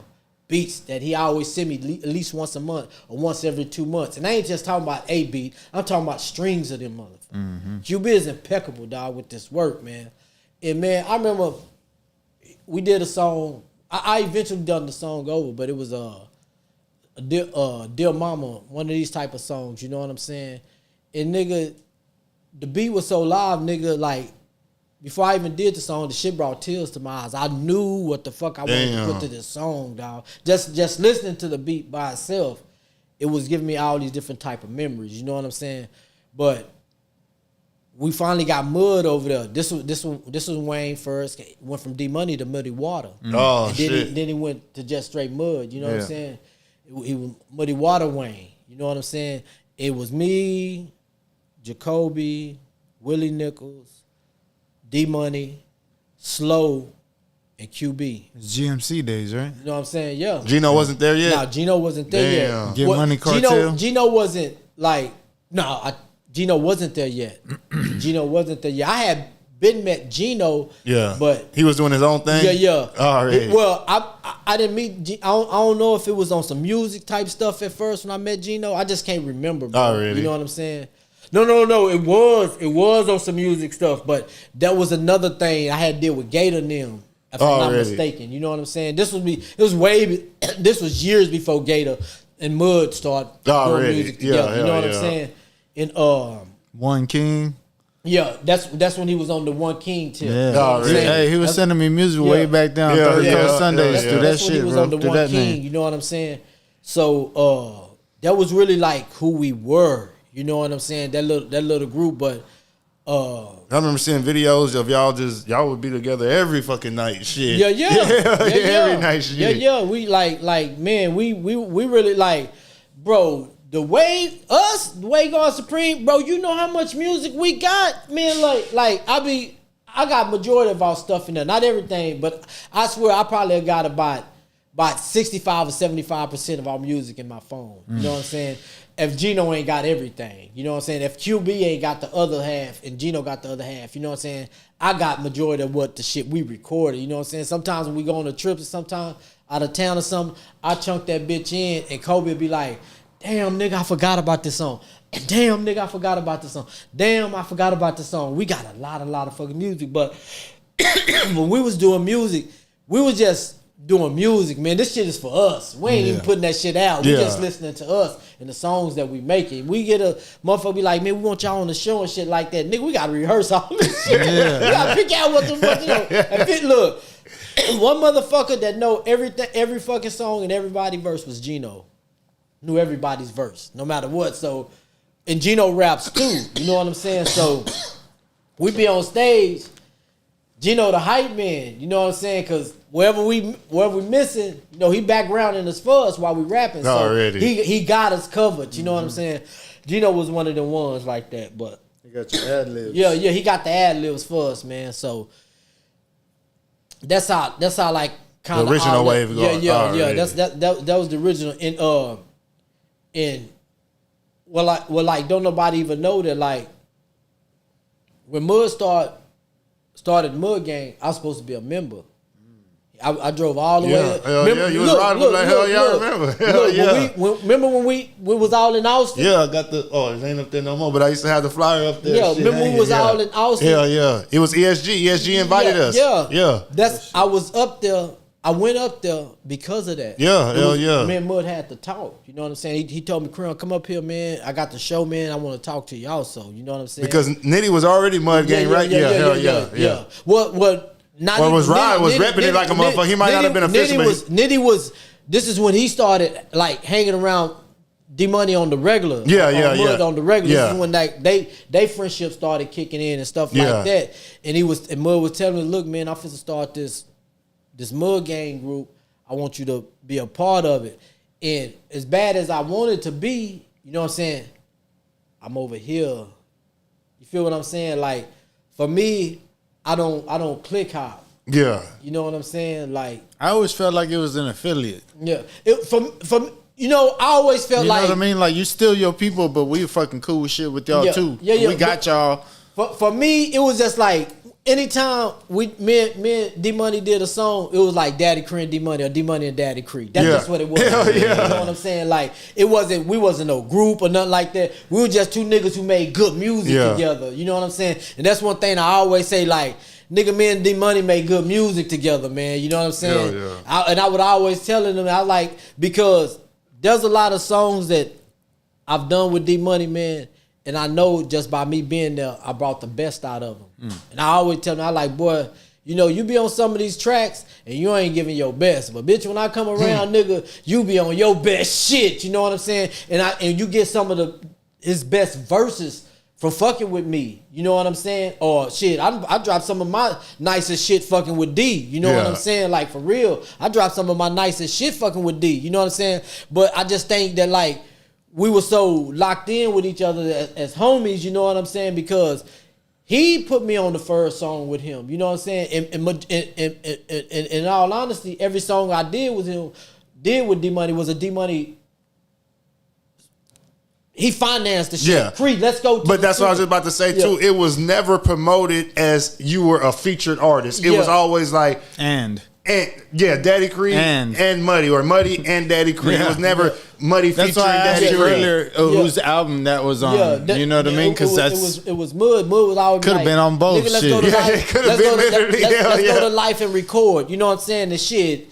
I'm trying to come off this medicine. I'm dealing with the depression from, you know, my accident and shit, trying to come out of this shit, you know what I'm saying? Not feeling like who I was, and the music was like my gateway to like escaping this shit. So Mud be like, man, let's go to the stove. I love that nigga, man. Like, for real. You know, even though situations happen over the course of time, I really love that nigga because he one of the niggas that actually helped lift my confidence up, dog. Not just necessarily on music, but just being a genuine friend. Already. You know what I'm saying? Because, man, Mud used to wrestle and shit. You know what I'm saying? Nigga come to the crib and shit like that. Then nigga want to play around, wrestle with a nigga. Dude, he never treated me like him and Slow are two niggas that never treated me like I had a fucking injury, accident. dog. Yeah, you know what I'm saying? Ain't nothing like.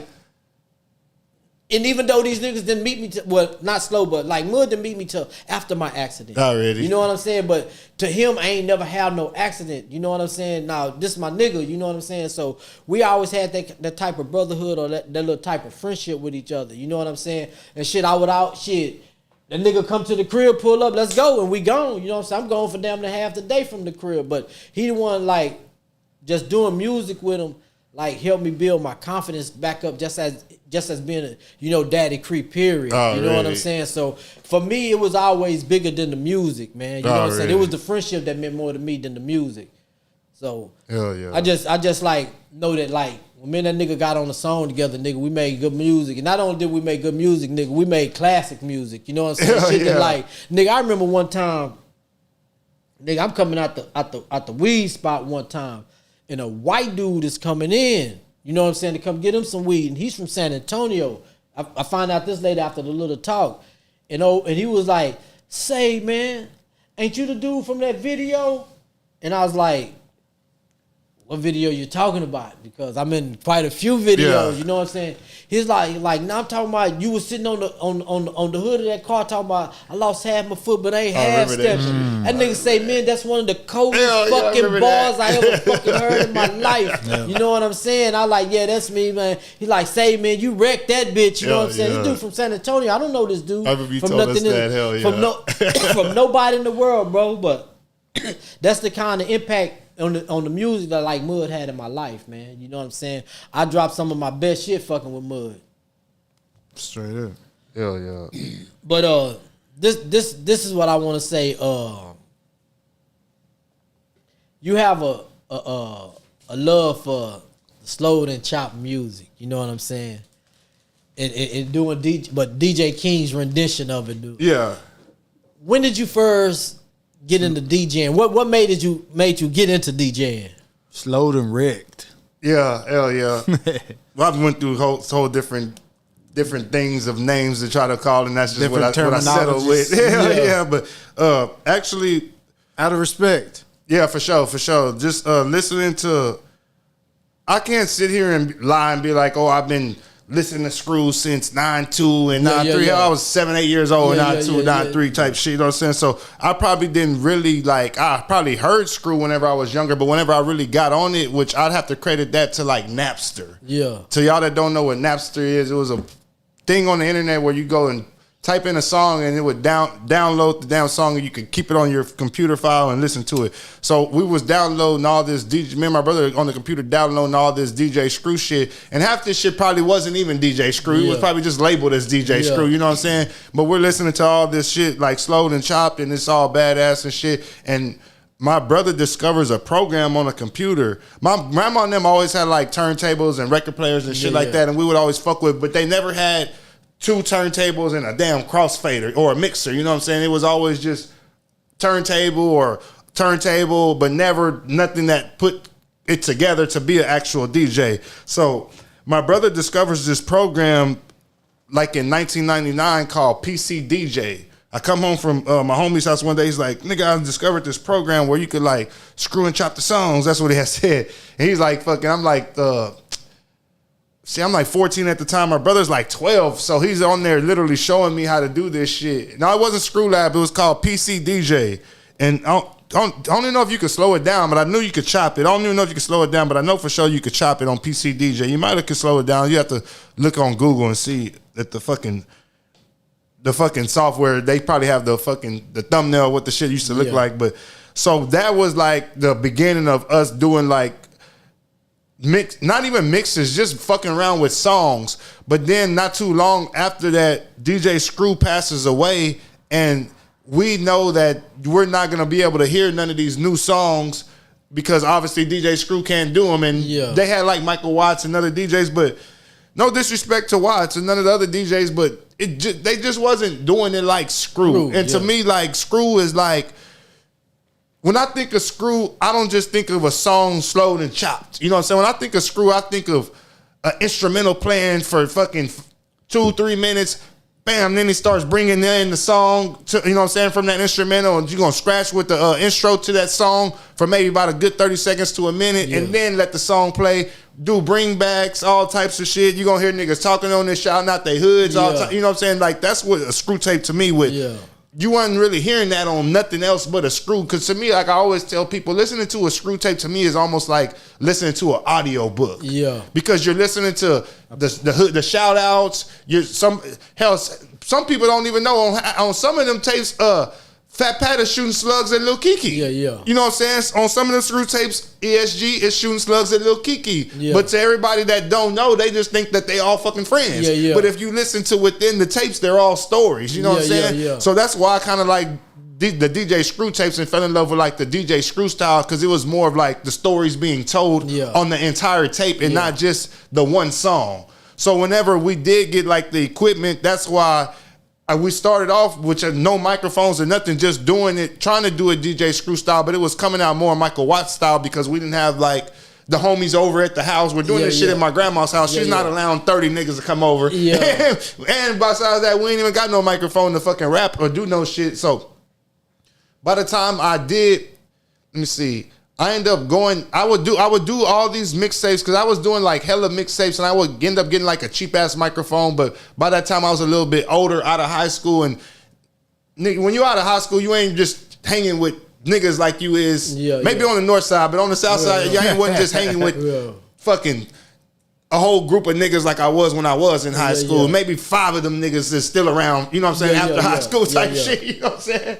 Shit, so fucking there wasn't nobody around to even come over to freestyle on the tape. So basically, there may be me just doing an intro on the tape, and I don't want the quality to be shitty, so I'll just do an intro, and that's it, because I don't want the tape to sound shitty. Because the intro with the mic that I'm using already a shitty-ass microphone, so the intro already sounds, DJ Lil King, and I don't want the rest of the tapes to sound like that. So long as I got my name on that bitch, that's good enough. So then I ended up going down in 2011, and whenever I got out, that's whenever I had a plan. Like before I went down, I was just doing like the whole written on CDs, doing CDs for people, writing on. Whenever I got like, nah, bro, you got to take this shit serious. Like all the half-ass shit, it got to be like real deal. So that's whenever I started like, I got me like some real equipment, and at that time I had an apartment, and I had like a new group of friends, you know what I'm saying? Some of my old friends that started coming around, but I had the proper equipment, and I started marketing it to where come to my spot and do a tape DJ Screw style. So that's how I started getting the people to come into the spot and rap on the tape, or if you didn't want to rap on the tape, you just come and talk and do your shout outs and stuff like that. And then eventually we end up getting this spot, and whenever we got this spot, this is like what really opened the door. So to me, it's almost like the steps that Screw went through. When Screw first started, he was over there on what was it, Broadway, living with his pops. Dear Screw Daddy wasn't letting all them niggas in that house, you know what I'm saying? So it really didn't pop off until Screw got to Greenstone, which was his own shit, where he had a 3-bedroom house to where he was able to have a room that they slept in and a whole room that was just dedicated to a studio. That's when it really popped off. So I kind of felt like, because whenever I had my apartments, we were doing those mixtapes, but it was just more of like, I had all my equipment set up in the damn living room. So if my girl's sitting there literally watching TV, we literally sitting there freestyling and rapping, and my girl watching shit on TV. So to me, it really popped off whenever I got able to come over here, and it was like a fucking have my own closed off studio. And even my girl had basically sold me on this spot, like, you'll be able to have your own studio. You can have your friends come over. Y'all come over, but y'all always rap in the living room. Yeah. Now y'all can go rap in the room. You know what I'm saying? Type shit. Like, you'll have a spot that's literally dedicated to what you want to do. Yeah. So that's how she like sold me on getting this spot. Yeah. Okay. That's what's up. And like I say, this is where it really just took off shit, because it was just more comfortable with like, you ain't in my fucking living room. Yeah. I ain't just got some random person that wants a DJ Lil King mixtape. Yeah. Because I always offer people, do you want me to just do the mix, or do you want to come in the house and do it? If you want to come in the house and do it, okay, let me know. But it wasn't comfortable enough to just have a random Joe Blow who wants to come in the house and do a DJ Lil King mixtape just sitting in my living room while I'm doing a fucking mixtape. You know what I'm saying? Like, so whenever I got this, it was like secluded, totally ducked off from the other side of the fucking house. So it was like perfect. That's what's up. That's how long you say you've been here? Since 2017. Okay, that's perfect on this part then. Because I was saying 2017, y'all had that 361 mic pass. Yeah, hell yeah. That's the Southside Still Holding one? Yeah. Shit, talk about that. Tell them about that. That came together through, everybody was doing the ESG had dropped the Southside Still Holding song, and everybody was doing the individual Southside Still Holding challenges. And I had just came up with the plan, and I reached out to Paper Chase and Michael White, and they were all down with it. I was like, let's do a Southside Still Holding challenge, but instead of just doing it individual, let's do it like a cypher style. And shout out to Rich from the factory at the time. He let us over to go record at his spot. Man, it was like 30 people over there that all hopped on it, you know what I'm saying? And ESG, Gold Toast, shout out Gold Toast from California. For y'all that don't know, Gold Toast, the owner of GT Digital, one of the biggest independent distribution companies in the United States, you know what I'm saying? He was over there at the factory. He literally calls ESG, he's ESG distributor. So literally every time ESG drops a project, he just sends it to Gold Toast, and Gold Toast puts it on all the streaming platforms type shit, you know what I'm saying? Yeah, so Gold Toast literally FaceTime ESG and showed him all of us in the background, you know what I'm saying? Hey, they over here doing the challenge of your song type shit. And ESG was like, hell yeah, that's what's up. But I ain't gonna even lie. At first, we kind of got into some shit with ESG. Like I said, I'm going to keep it 100. We kind of got into some shit with ESG because the way that we made the flyer, and ESG thought that we were promoting it as he's going to be here in town. Oh, shit. You know what I'm saying? And we're having a Southside Still Holding challenge. Was his picture on there? Yeah. Oh, shit. Yes. So he was like, and then once fucking... That's like having the models on the flyer and they ain't even there. That type shit.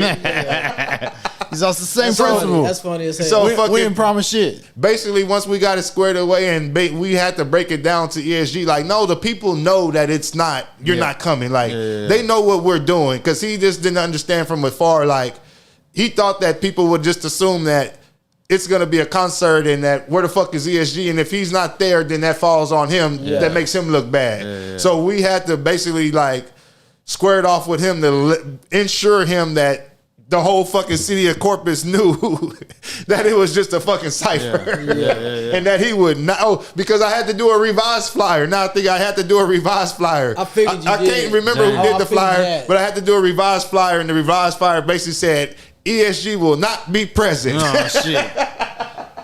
There went half the rappers. I figured that's. Man, there's little stories between all this shit. Man. I figured that's what something like that. 30 fucking rappers is crazy, bro. Like that shit's not an easy task. But we took a lot of heat behind that. A lot of people said, "Oh man, that shit was trash. That shit fucking sucked." Oh man, like a whole bunch of I didn't rap on it, so I didn't really feel no type of way. But at the same time, I did feel some type of way because it was y'all were talking down on a product that I had my name behind. Yeah. You know what I'm saying?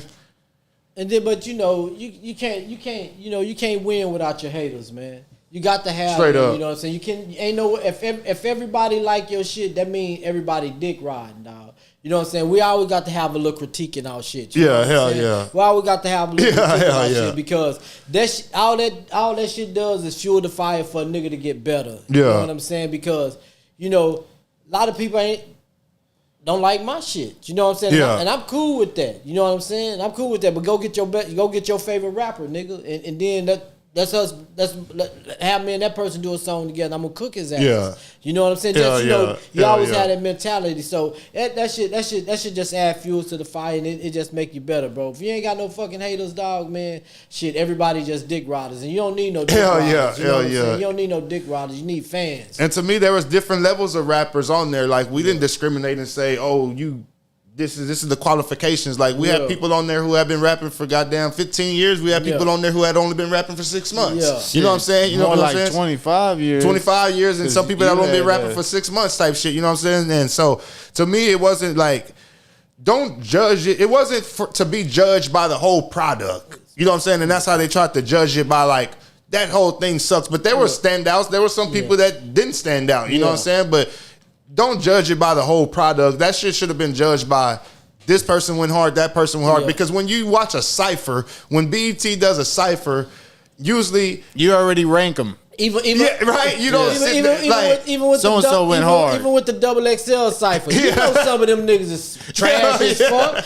But you know what niggas was cooking on that. Exactly. Bitch. You know what I'm saying? So and then even on top of that, because there's so many different type of styles, so many different type of personalities. Exactly. Man, the nigga that you don't fucking like, it's a whole bunch of niggas that fuck with that nigga. And the nigga that you like, ain't nobody fucking with that nigga. No matter how hard that nigga might have win. Now I don't really like him. He wasn't really saying shit, or that nigga be rapping his ass off, but he don't really live that life, so don't nobody want to fuck with him. But you fuck with him because the nigga rapping his ass off. Yeah. You know what I'm saying? Because I ain't gonna lie, I'm one of them type of niggas that like, man, I don't give a fuck how good you rapping, nigga. If you rapping that street shit, and I know you're not with the street shit, you better be rapping that shit from the third person. You know what I'm saying? A nigga that's on the outside looking in. Don't sit up here talking about what you're doing. You better be saying I seen, or I've been around and shit like that, instead of nigga, I'm the one with 6 bricks and yada yada. I ain't trying to hear that shit, man. You know what I'm saying? Shit, I take one of the female rappers over here. Only if you doing it, I really don't even want to hear shit, because to me that's cringe as fuck, nigga. I know you doing this shit and you rap that. I only want to hear it, nigga, because I ain't hear this shit. Something come back to you. Nope, I never heard that. Hey, Finesse Club, I was actually just thinking about that. Wasn't it the one that like what? Lil Yachty or some shit like fucking sucked on or something like that, and like somebody like Lil Dicky or something. Lil Dicky came through and fucking killed it or some shit like that. But yes, shout out Sick With It. Shit, that's big. I guarantee you, dog. Like when Sauce Walker was on that motherfucking cipher, he wasn't everybody's cup of tea. That was too hard for BT. They don't know what they had. No fucking idea. All the people that was up there, I know goddamn well they ain't think this Texas boy was supposed to come up there and do what the fuck he did. And to me, Sauce wrecked that bitch. Hey, that was his version. That was his generations of the South got something to say. Facts, bro. Facts, bro. You know what I'm saying? And I was like, because even myself, I ain't know what Sauce was gonna put on. You know what I'm saying? When that nigga came through, man, he cooked that bitch. I was like, shit, I ain't got to rush the rest of these niggas. You know what I'm saying? I got to watch that. And shit, to me, he was just the hardest. You know what I'm saying? Put on for Texas like a motherfucker. Because shit, that nigga, man, Sauce stood 10 toes down with all them niggas on that bitch, dog. Hell yeah. But that's just how it be some motherfucking times. You know what I'm saying?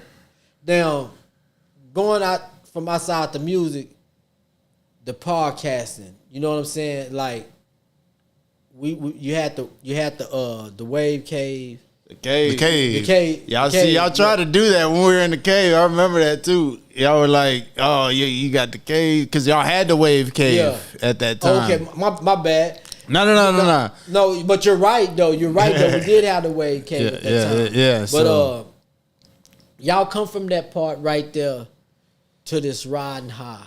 You know what I'm saying? And not only like, see, shit, you still one of the same faces fucking with us, like straight the fuck up, nigga. Until they put my ass in the casket. You know what I'm saying? My thing is like, this is what for me that separates riding high in Corpus Christi. from anybody who's podcasting, dog. 1 week you got me. You know what I'm saying? Doing what I do with Man Look. Then you got Scoob Dose. You know what I'm saying? Doing what he do. Then you got fucking Riding High Sports. Nigga, this is some live shit going on over here, my nigga. You really getting everything. Then you got Let's Chop It Up. You know what I'm saying? You're really getting, nigga, every angle shit is being covered. You know what I'm saying? Shit, even like when we came back with the when you came with the Riding High and we had 6 niggas sitting right here. You know what I'm saying?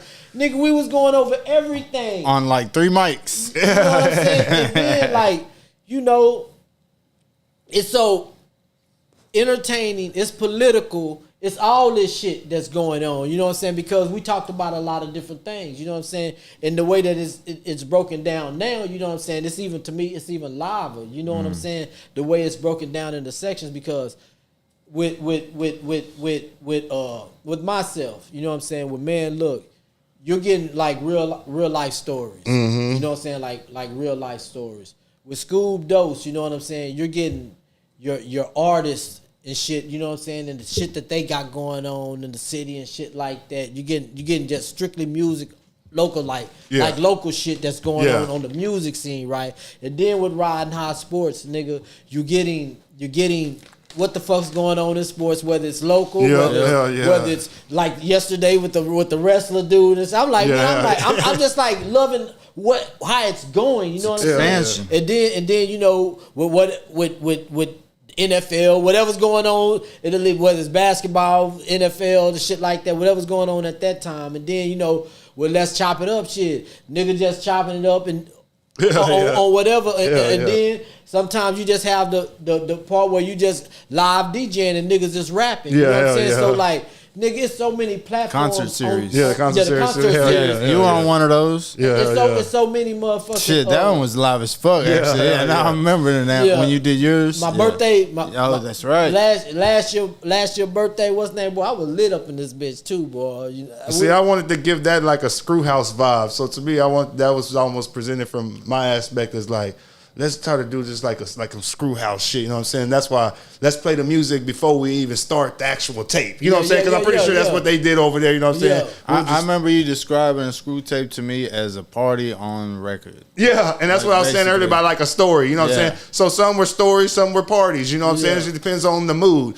ESG does a screw tape literally after he goes to dudes try to break into his house, and I didn't bring this up, you know what I'm saying, on the podcast, because I didn't want to bring it up, you know what I'm saying? He's already talked about it on many podcasts. But this Man Look. ESG literally got his house broken into and killed a dude. Oh, shit. You know what I'm saying? And he literally, right after he killed the dude, they end up getting all wet up. He goes to Screw's house and he cuts one of the fucking hardest screw tapes ever. And he talks about the whole incident on the fucking screw tape. Damn. So that, I wouldn't say that screw tape is a party mood. It's a him like, just get all shermed out, just getting all the shit off his chest that just literally happened either the night before or some shit literally like that. He said, "These are my confessions." Damn, that's tight though. I mean, it is like, so some are parties, some are just like this. It's all like I'd say more like a story, because a story could be a party, it could be a traumatic time, whatever. You know what I'm saying? Shit. Just pull the kick though. Kick though.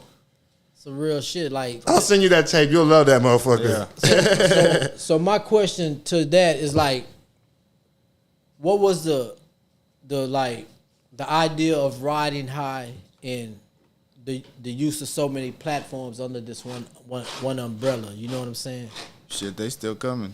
Honestly, because I had started the Riding, I'll pick it up right here. 2017, we doing the Cave, and I'm doing the Riding High brand. Yeah.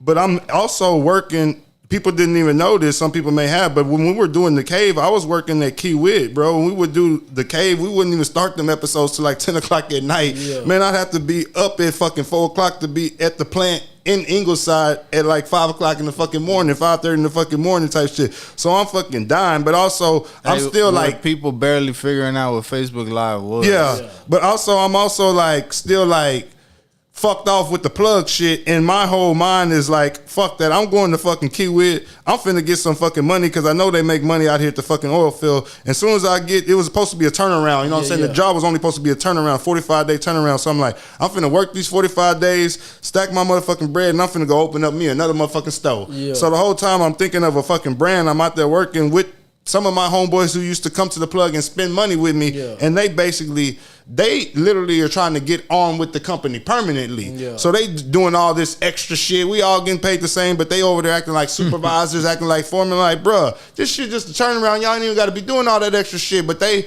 looking at the long term, and I'm looking at it like, nigga, I ain't built for this shit. I'm just here because I need to provide for my family right now, nigga. Fuck that, you know what I'm saying? So they're basically even shitting on my dreams. These are my homeboys like, bro, fuck that plug shit. You just need to let that shit go, you know what I'm saying? Like, you just need to stay out here working with us, you know what I'm saying? All that store shit, yeah, you did it. Just let it go, bro. Now you got something that's like for sure. Just keep it out here. I'm like, bro, that shit, them doing that to me just even fucking ignited me even more, because it was like the dudes that used to come visit me at the plug that I'm now working with at Kiewit. Now they don't even they seen me do it. Yeah. And they don't think I could do it again. Yeah. You know what I'm saying? They know the money that we're making out here, but you still don't even believe that I could do it again. Yeah. Like, damn. So that shit really fucking pushed me. So that's when I started the Ridin High brand. And my whole goal was to get a Ridin High store, but I just never just took it upon myself to fucking do it. I never went to got the fucking proper shit to even get something as small as a trade center. Yeah. So basically, I just did like the merchandise. We did like the plug. The cave. The cave like had kind of like died down and stuff. And then we was I was chilling with homie SUC Holden, Adrian. Shout out to him. We were chilling a whole bunch. We were just doing a whole bunch of live mixes. And one weekend we were gonna go to Houston for 420 2019, and he had it in his mind like, we're gonna go over there and do a mixtape with Little Randy, you know what I'm saying? So I'm like, hell yeah, that's fucking dope, you know what I'm saying? We're gonna go pull up the Randy spot and get an official Little Randy mixtape. Little Randy's fucking, he was right there with DJ Screw. It don't get no more official than this shit. So we all excited, and whenever we get there, he basically tells Randy, hey, can we interview you for like 20-30 minutes after we get done? And Randy was like, yeah, that's cool, you know what I'm saying? And we were afraid he was gonna be like, well shit, I'm gonna have to pay me like $500, but Randy was cool. He didn't charge us for nothing. So I literally set my phone up and we did the interview, but I didn't have no page to upload that shit to, so I just gave it to him and he did it. But we both got all, I ain't gonna say I got all the questions. We both got questions for him and shit like that. But I edited the video and all that shit, and then that kind of like sparked something from me. So probably maybe like a month or 2 months later, Cantu was here in town. He wasn't living here in town at the time. I told Cantu, I said, man, let me fucking interview you like the way I did Randy. And he was like, hell yeah. So I did the Cantu interview, but I did drop it. I can't say I didn't drop it because I did drop it, but it just didn't grow no traction and I just wasn't comfortable with it. So I unlisted it. Yeah. It was on YouTube, but it was like a private video because to me it was just like, it was raw. It was just me sitting here with a camera just with no microphones or nothing. And it was just, nah, like we got to do better than that. Yeah. So I just wasn't comfortable with that. So I slowly started buying all the equipment to do the podcast, and I still have the Ridin High clothing brand. So I was just basically like, we'll just branch off the clothing brand and turn it basically into a podcast. My whole thing was, like I said, did this thing with Cantu, and now I got to come back. Nah, I got to do this shit right. You know what I'm saying? So that's when I got all the couches, the microphone. Shout out my girl. She got me like the couches and stuff for like Father's Day, birthdays, Christmas, all that type of stuff. You know what I'm saying? All this shit was accumulated slowly over time. And you probably don't know this, but I hit up Freak and I told Freak my plan. You know what I'm saying? I said, I want you to be the cameraman and do this. You know what I'm saying? I was confused if I wanted to do it Vlad style or like no jumper style. Because Vlad sits behind the camera, no jumper there in front of the camera. I didn't know what I wanted to do at first. And I remember I hit up Freak and I told Freak, man, I want to do this. And Freak was down with it. And I was contemplating who should I get for the first guest. And said, man, we should get Daddy Cree. And then fucking Freak was like, hell yeah, that's what's up. And we ended up asking you to do it, and you were like, hell yeah, I'm down to do it. Yeah. So that was the first ever interview that I did, but it wasn't. It's Let's Chop It Up. That was the first one that we did, the Daddy Cree one. But then after we did after we interviewed you, it just, the news. To me, it wasn't. We brought everybody in. No, my original plan was to just do like what I would consider like legends. You know what I'm saying? Oh, that's but right. They were so far and few in between that I wasn't going to be able to put out enough content enough. And then I remember some young dudes hit me up, Gutter Gang, and they were all pissed off about how, they had been treated in the local music scene. Yeah. So they were like, can we come on your show and vent? And I didn't want to just put them on a Riding High with DJ Lil King because I had created Riding High for DJ Lil King for like people who were like vets in this shit, and they were like up and coming, you know what I'm saying? No disrespect to them, you know what I'm saying? But that was the Gatekeeper episode. That was the first Let's Chop It Up that we did. So that's whenever I created a show, I hit up Keith. I said, I need a logo real quick, man. Keith gave me that logo back in like 10 minutes. Damn.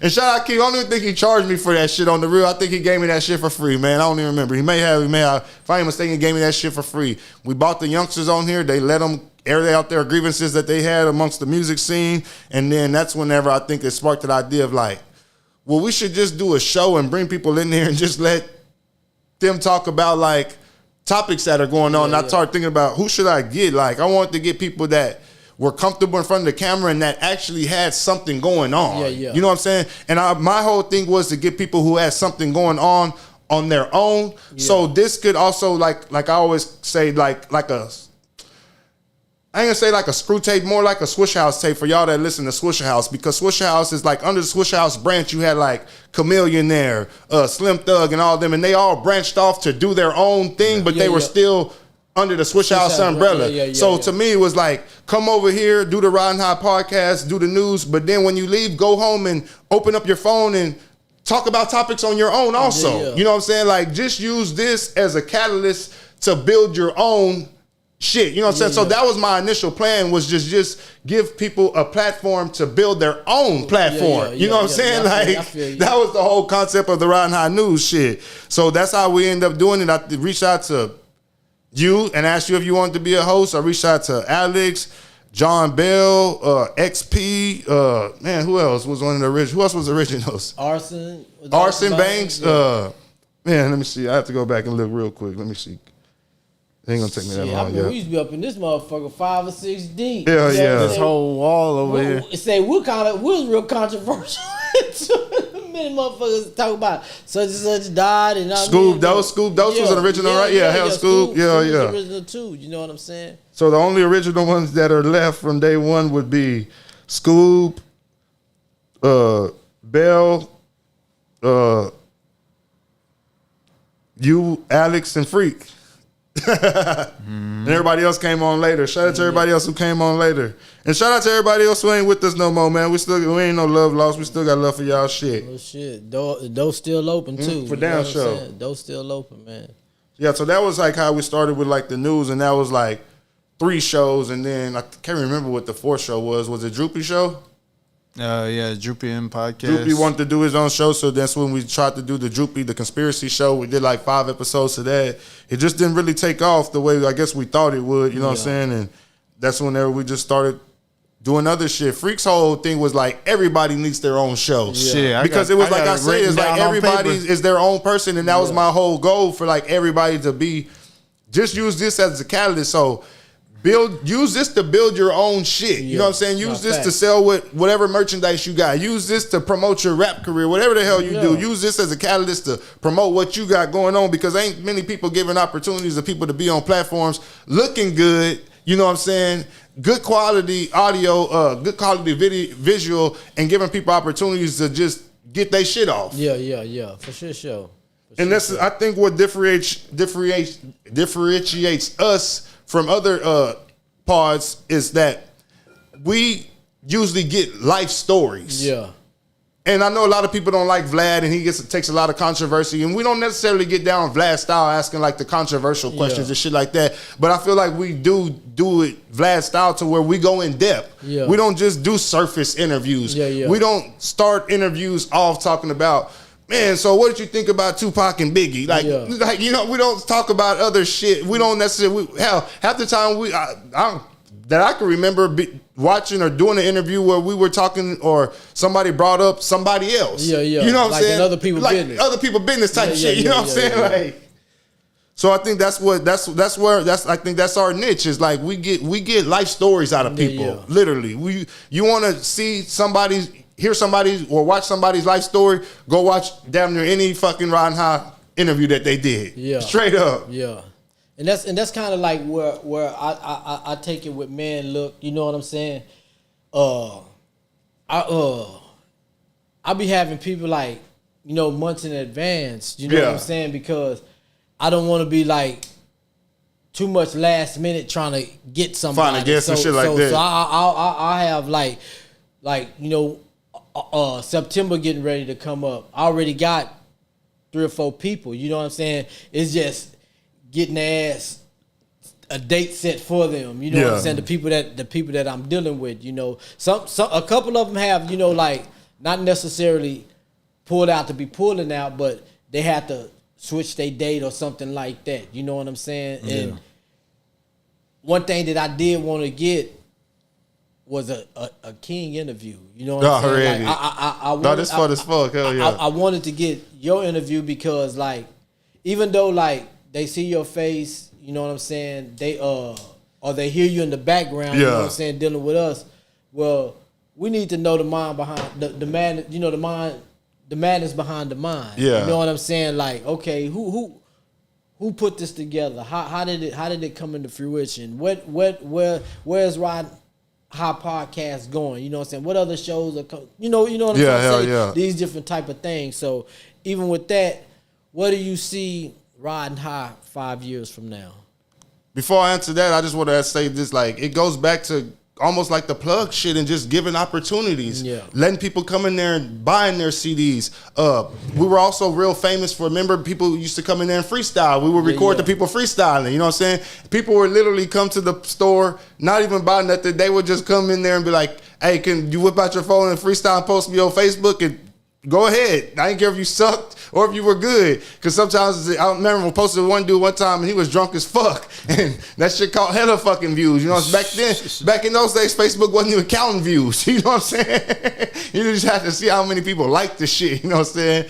And fucking like, so we got like real popular like doing that shit too. So to me, with the podcast, it was just like giving opportunities to people who deserve opportunities and shit. So with that question, like say the question you said, where I see Ridin High Podcast in 5 years, hopefully getting bigger interviews, you know what I'm saying? Yeah. But also interviewing, there's a lot of people in the local scene who have really paved the way who we haven't interviewed yet, and they deserve to have their story told. And without us, I ain't even hold back. Without us, we would probably never hear these stories. No. You know what I'm saying? You would never hear these stories. I don't think like nobody who's podcasting know the city the way we know it. Yeah. Or have their ear to the streets with what people got going on the way we do. You know what I'm saying? Yeah. Because y'all have different people that.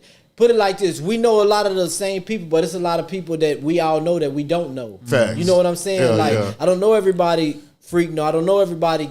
King, no, that y'all don't know everybody that I know. You know what I'm saying? But there's a lot of people that do come in that we do know. So I believe that we truly open the door for these kind of things, and especially like with myself dealing with MAAAN. Look, it's just a lot of not necessarily because I'm older.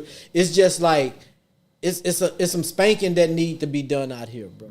You know what I'm saying? And there's some teaching that need to be done out here. So that's what I try to do with MAAAN. Look, you know what I'm saying? It's shit that's going on that or that'll be upcoming that's going on that say people need to know. You know. And see, you bring like we do like more of like the life stories, and you bring the aspect of the life stories, but also you're on here giving game. Yeah. You know what I'm saying? Almost like. Oh man, I want to say like a smack water, you know what I'm saying? Like a smack water. You ain't necessarily on taking it to his level type shit. You know what I'm saying? With the way he's all arrogant and shit about it, but you literally like are on this motherfucker like telling people like teaching principle and integrity. And that's what the fuck we lack in this community in today's time, integrity. And for y'all that don't know what integrity is, I learned this in Safe P. Integrity is doing the right thing when no one is looking. And a lot of people lack that shit, man. And I'm real big on that, man. And that's I say this too, man. A lot of people talk down on Safe P and shit like that, but man, I learned a lot being in that motherfucking program. I patience and all types of shit. Shit.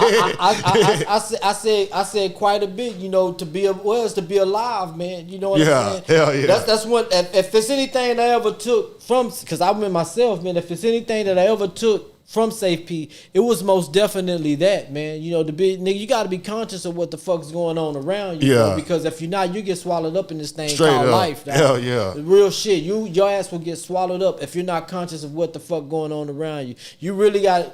You know, that's from going out, nigga. That's from getting a job. That's from dealing with people. You know what I'm saying? Because you never know who plotting on you. Nigga ain't gotta necessarily be plotting on you in the street. Motherfucker plot on you at the job.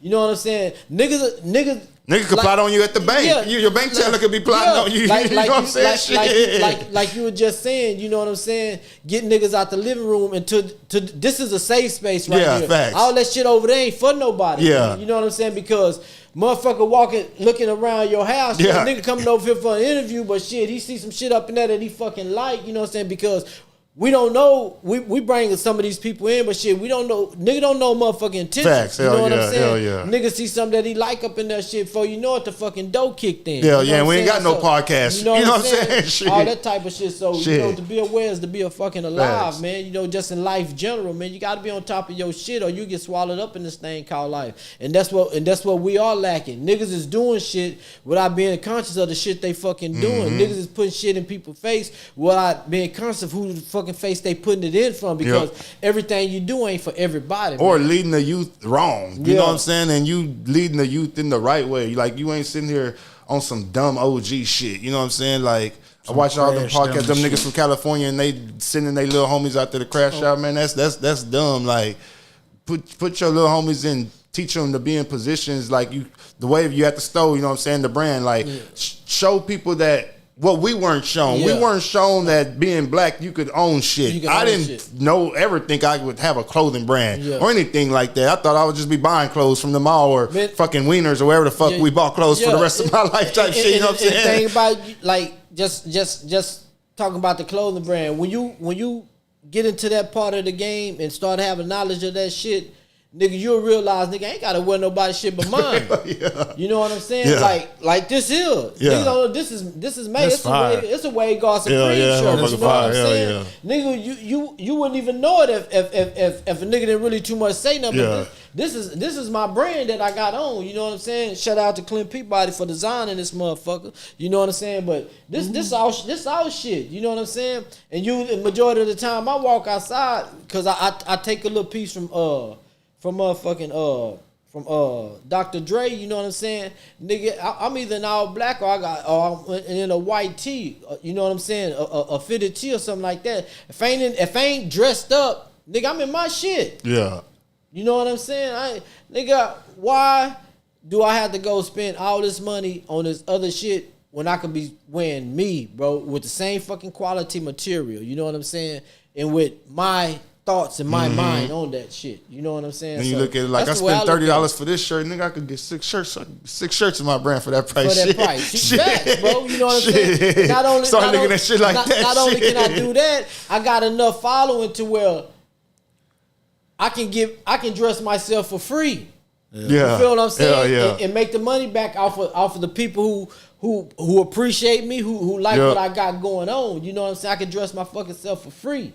So it's just like you say, man. The best thing I try to do is give niggas life experience and game behind it at the same time, man. Because the penitentiary showed me, like, I thought it was some old dumb niggas out in these streets, dog. The penitentiary is crazy, dog. The penitentiary is crazy, and I don't never want to be like none of them niggas.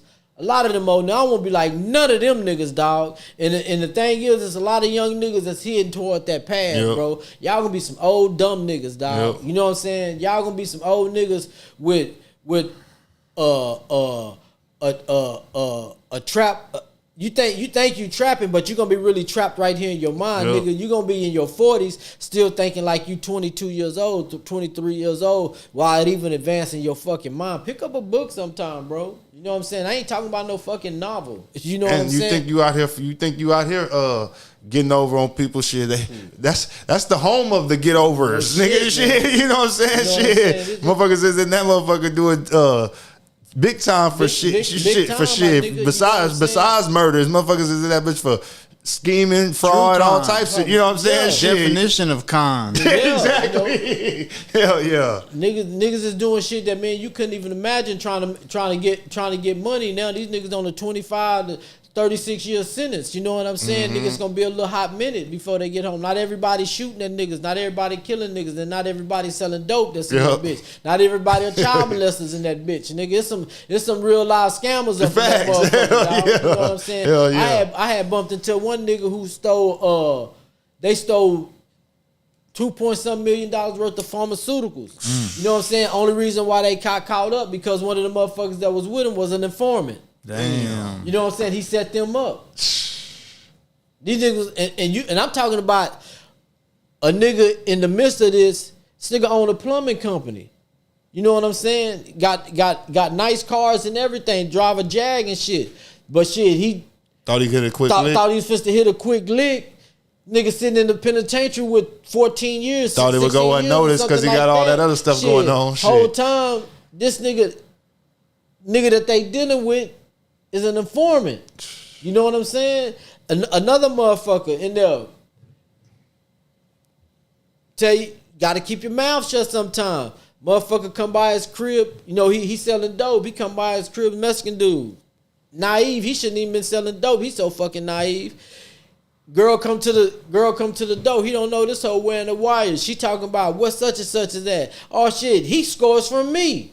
He the plug, but they looking for the plug. You know what I'm saying? He talking about shit. He scores for me. I'm the motherfucking man. You know what I'm saying? Now this bitch sitting, his dumb ass sitting in there. That nigga still out there selling dope. His bitch sitting there on I think it was either 8 or 12 year sentence behind some shit you don't even fucking got. Nigga, you got that sentence off for like a 50 pack. Running your mouth. Running your mouth, nigga. Running your mouth, nigga. You done got your house raided and everything, nigga. Because you told you done capped in front of this hoe that you the motherfucking man. Yeah. You the motherfucking man and you really a peon, nigga. You know what I'm saying? A flipper 50 at that. Shit, I'm telling you, man, everything ain't for everybody.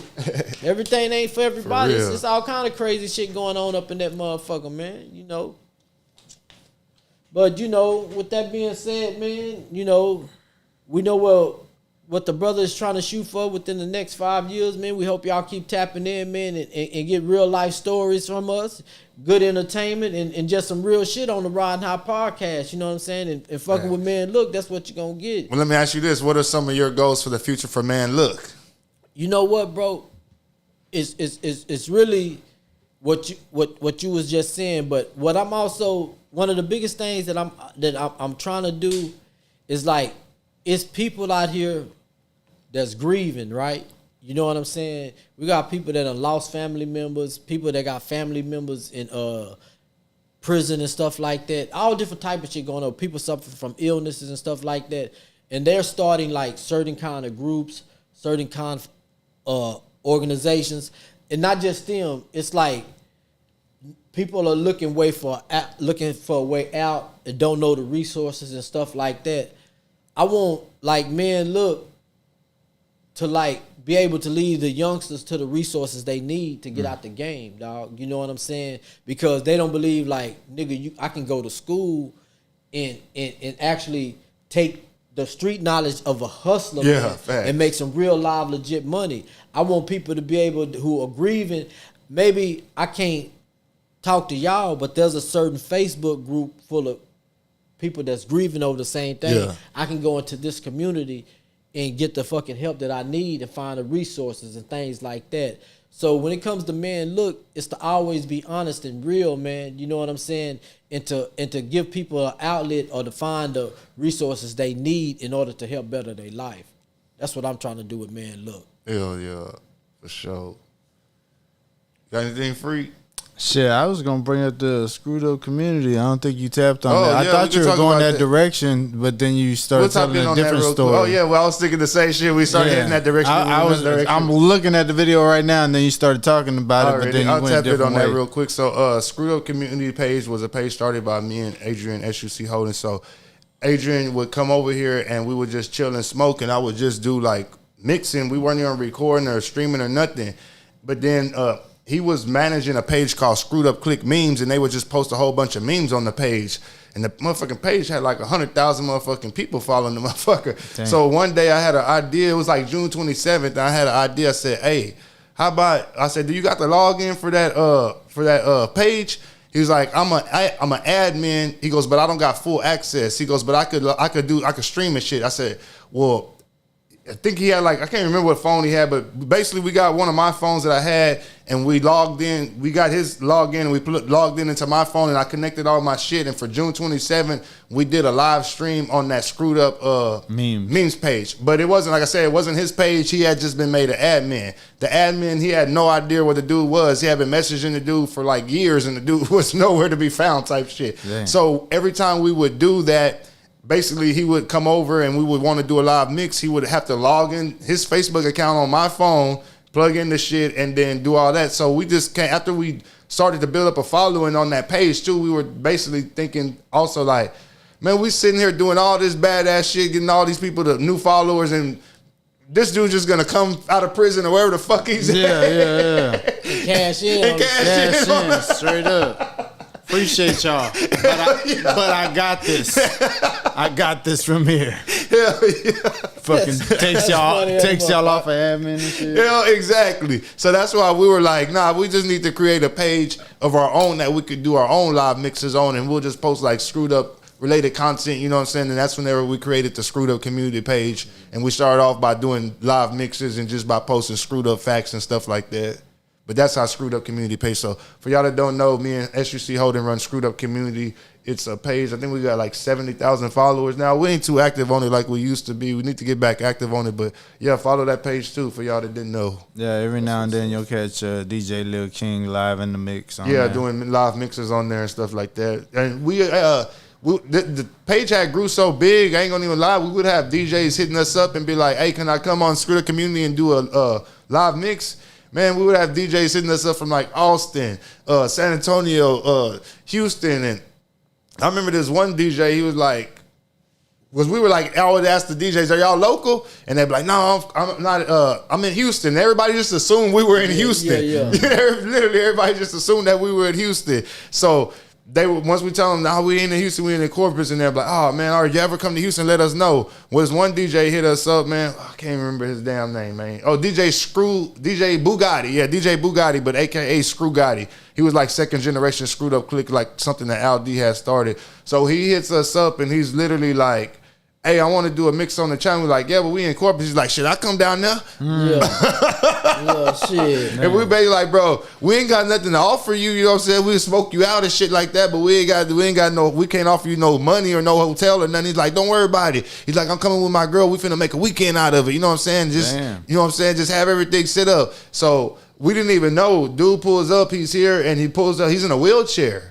And he pulls up and he sets up all his equipment. He does the whole mix sitting down in the wheelchair, and he fucking killed that shit. Damn. Literally drove all the way down here to do that mix and made a whole weekend out of just doing that fucking 2-hour stream. Hell yeah. That's loud. Hell yeah. I need to bring that back. So shout out DJ Bugatti. That's what's up. Hell man. yeah. That's what's up, man. Need to bring that back. Hell yeah. Well, you know,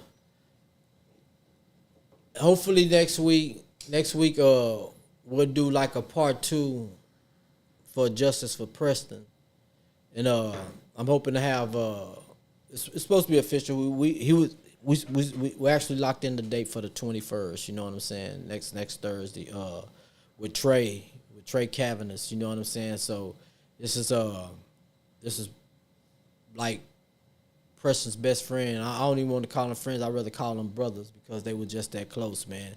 And we can like I said, I wanted to do some things for Preston, you know what I'm saying? Wow, especially going out into this year, going into the next, you know what I'm saying? Allow, like I say, I want Man Look to be a place where people can you know, you know what I'm saying? Share their stories. Share their stories and you know, even grieve, you know what I'm saying? Get something off their chest that they probably hadn't been able to, man. Yeah. You know what I'm saying? And hopefully that the ones that are watching, man, can understand, you know, how real it is out here and how important it is to be out here and, you know, and how important it is to tell your partners and shit like, say, fool, I love you, man. You know what I'm saying? Because tomorrow really ain't guaranteed, bro. Thanks. You know what I'm saying? So God willing, man, we can make this thing happen next week. You know what I'm saying? And I'm really looking forward to this interview, man, with Trey, because he's one individual that I truly highly respect. Not just from being a friend, but also being a son and a big brother to his little brother, man. You know, I have a lot of respect for Trey, man. So for sure. So God willing, man, inshallah that we have one of the best interviews we had. But before we head out, two things. Since you've been podcasting, since you've been podcasting and you've been doing mixtapes, what is the favorite mixtape that you ever made? And what is your favorite podcast that's been done? Man, with podcasts, I probably have to go like top 3. So top 3, I'd probably say like King Rich, you, and Havo G. Okay. Those were like those were history. Yeah. Those were history lessons. Yeah. King Rich, Havo G, and they like, so we had like your part from the North, King Rich's version from the West, you know what I'm saying? And then Havo G was a little bit of everywhere with it, you know what I'm saying? Yeah. So like we literally with y'all 3, we literally almost covered almost like the map. With those 3 interviews. And Havo had his hands on both of us, you know what I'm saying? That's the crazy thing about it. Like, and honorable mention Jeff, gotta add Jeff. That one was dope. That was a hell of an interview too. That was a hell of an interview. Hell yeah. Shout out J Styles' uncle. Man, oh shit. Man, best mixtape, man. Probably something that no one's ever heard, because most of the mixtapes I do are probably like their personal mixtapes. Yeah. Like I like the ones you do for what's his name? Who? The dude from Austin? Nah, your homie, the SUC. Oh, SUC Holding? Okay, yeah. Like we done some hard ones. Like it just depends on like, cause some of them, like my favorite mixtapes to do are like the classic H-Town songs. You know what I'm saying? Like I don't mind doing like the new music and stuff like that, but whenever people come with like a playlist of like some classic H-Town, like some Big Mo, some DEA, some Fat Pat, I'm like, okay, I'm finna put, I know these songs, so I'm finna put my foot in this shit type shit, you know what I'm saying? More than me just coming with some songs that I don't really know, that I may listen to once, or I may not even just listen Drake. To it. I may just go one take. Drake. Here we go. Yeah. Yeah. Make him sound like he's from H-Town. For sure. But yeah, definitely, man. I've done over probably like 400 different mixtapes.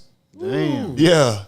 Like that people just don't know, because it's a lot of personals. They're all personals. Yeah. Like whenever you like, I don't do it necessarily like Screw, because Screw was only getting $10 from the person to do the damn mixtape. So he was charging, he was dubbing it and then selling the mixtapes for $10. Well, I charge $100 for the personal. So to me, it's like double dipping. And I ain't gonna lie, that's one part I've always been confused about, because some people who I do the personal mixtapes for, they're like, man, fuck that, I want you to put that shit out. Yeah. You know what I'm saying? But some people, they're just like, nah, I just want this for myself, for me and my girl. I just want this for me and my girl, like type shit. You know what I'm saying? So that's always been like a line that I just failed to cross. Like, so most the mixtapes that people have heard were just mixtapes that I made the playlist myself type shit. Like if you came to me with a playlist and like, oh, Daddy Cree birthday, make a playlist, and you come with your 15 songs, and then say we was to have the whole Ridin High crew here, and we do all the songs. Maybe y'all freestyle on one instrumental and the rest are just songs. You know what I'm saying? Once I slow it down and we done all edited and all that, I'm gonna give that to you. Yeah. I'm not gonna market that as on Facebook as we got Daddy Cree's mixtape, Daddy Cree's birthday mixtape for sale. Hit me up. You want a copy? Because like, if you already paid for that, so you know what I'm saying? Like I ain't already got paid for that, so now I'm gonna make money off of it again. But you're not gonna make money off of it again. Like that's weird to me. Yeah. But isn't there a price difference between like a personal mixtape and one that? Well, I charge $100 for the personal, and I charge basically $250 for a project. So $250 for a project, you do whatever you want to do with it. That's just me. That's work for hire. You take that and do whatever you want to do with it. But like I said, there are some personal mixtapes that I have pressed up though. You ever come across somebody who just paid the bill and try to slide off and make copies? No, because I used to do an option where basically you just throw me 120 and I'll give you just like 10 copies. Pressed up and everything. So you could go sell these to make your money back. Gotcha. That used to be something that I used to do. I haven't really done it because CDs just ain't really popping no more. But that's what I used to do. I used to offer like, give me $20 extra and I'll press you up like 10 copies, at least 5 copies, so you could go sell them for $10 a pop and make half your money back. Yeah. Come back. All professional more. And shit. You know what I'm saying? They wouldn't be pressed. They wouldn't be pressed up. Don't get it fucked up. But I'll print the CD and just put it in a clear glass, in a clear crystal case, and give you the slim jewels. Put some shrink wrap on the slims and give you 5-10 copies until you go sell them and make your money back. Damn. Or some of your money back. I've just always been tried to be fair, bro, because all the kids under 20 have no idea what the fuck you just said. And let's just speak on this real quick, bro. I feel like a lot of these murders that happen are because the worst feeling in the world to me is to be taken for a hoe. Yeah. For a motherfucker to make you feel like a hoe. Damn, you gonna jack me? So you just think I'm a hoe. No. So that gives you that energy and that flame to let me show you I ain't a fucking hoe. No, and that's when you get niggas that go and murder niggas and shit like that. Just to prove to people that I ain't no hoe. And now your hoe ass in prison for life. You know what I'm saying? Like, straight up. And like, that's where that integrity come back in, man, because, you know, you lose 2 ways, man. The nigga who tried to do the hoeing, nigga, you dead now. Yeah. You dead now. You ain't gonna never get to hoe nobody else again. But by you doing some hoe shit, you done took a nigga away from his whole family and all that type of shit. And then on the back end of that, the nigga that's doing the killing, like, you gotta really sit down and think, because ego and pride gets us all the time, man. A lot of I ain't gonna even lie, bro. Man, I in my life, bro, I had to make some tough fucking decisions, right? It was this one nigga, man, you know, he was running from the laws. This is when I stayed on Tanner, you know what I'm saying, before I went to Safe P, right? So I would let him come in the crib during the daytime until like the sun went down a little bit, or till like when shift changed with the police, right? Then he'd go back outside and do the shit, right? Well, one day, I was taking my girl to work, come back home, shit missing out the house, right? Then I know the last 2 niggas that went to my house. And mind you, these my partners, right? You know what I'm saying? Like, the other nigga we just kind of knew in our friendship. You know what I'm saying? We ain't really never hung around. But these other 2 niggas, they really my partners. But, you know, I don't know. So I go charge them 2 niggas up, man. Nigga, y'all niggas broke into my crib and shit like that. Yada, yada, yada, yada, yada, yada. And they swore up and down like, Creed, nigga, no. Nigga, we been knowing y'all our life. Woo, rah, rah, rah. These niggas have. You know what I'm saying? So I'm not for sure, right? So another day, couple of days passed, another week or so passed, right? The nigga who I've been letting in the crib, you know what I'm saying? He come out of the crib, stop, and I remember how, you know, how they got in my crib, because my window latch was unlocked in the you know how you used to pull the things on the project? Yeah. Yeah, the both locks, at the top one and the bottom. Yeah. You pull the 2 things, and you know I had noticed that shit was open. So before I was taking my girl to work, I went and checked all the windows. Boom, locked the windows and all that type of shit. I let old boy in. I run upstairs right quick. That nigga did the shit fast, man. And I say yada yada yada. I almost said the nigga name. Yada yada yada. We getting ready to leave, man. I'm finna go drop my girl off at work, right? So boom, I go drop her off. I come back to the crib. I'm missing like $600 and like maybe a quarter pound of weed. Right? So I'm like, who the fuck went in my crib, right? That's the ugliest feeling in the world, bro. I go look at the windows.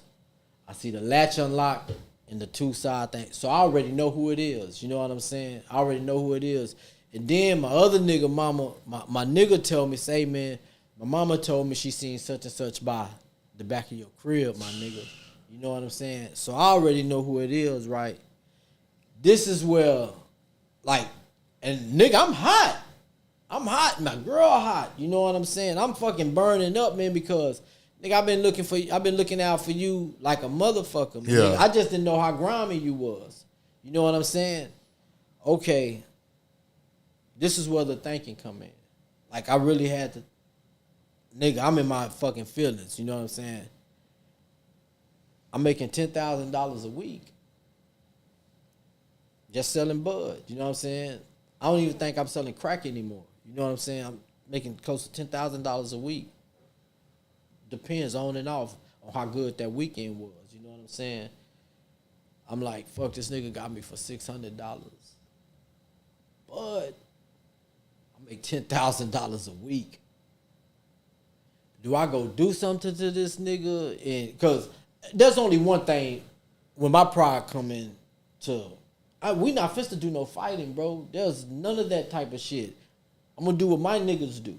I'm gonna do what the niggas I come up with do, nigga. I'm gonna put that iron on your ass. You know what I'm saying? That's the only logical reasoning for me. You know what I'm saying? You gotta take it that far so niggas know not to do it again. Not to ever do this fucking shit again. Yes. And it's not just about you.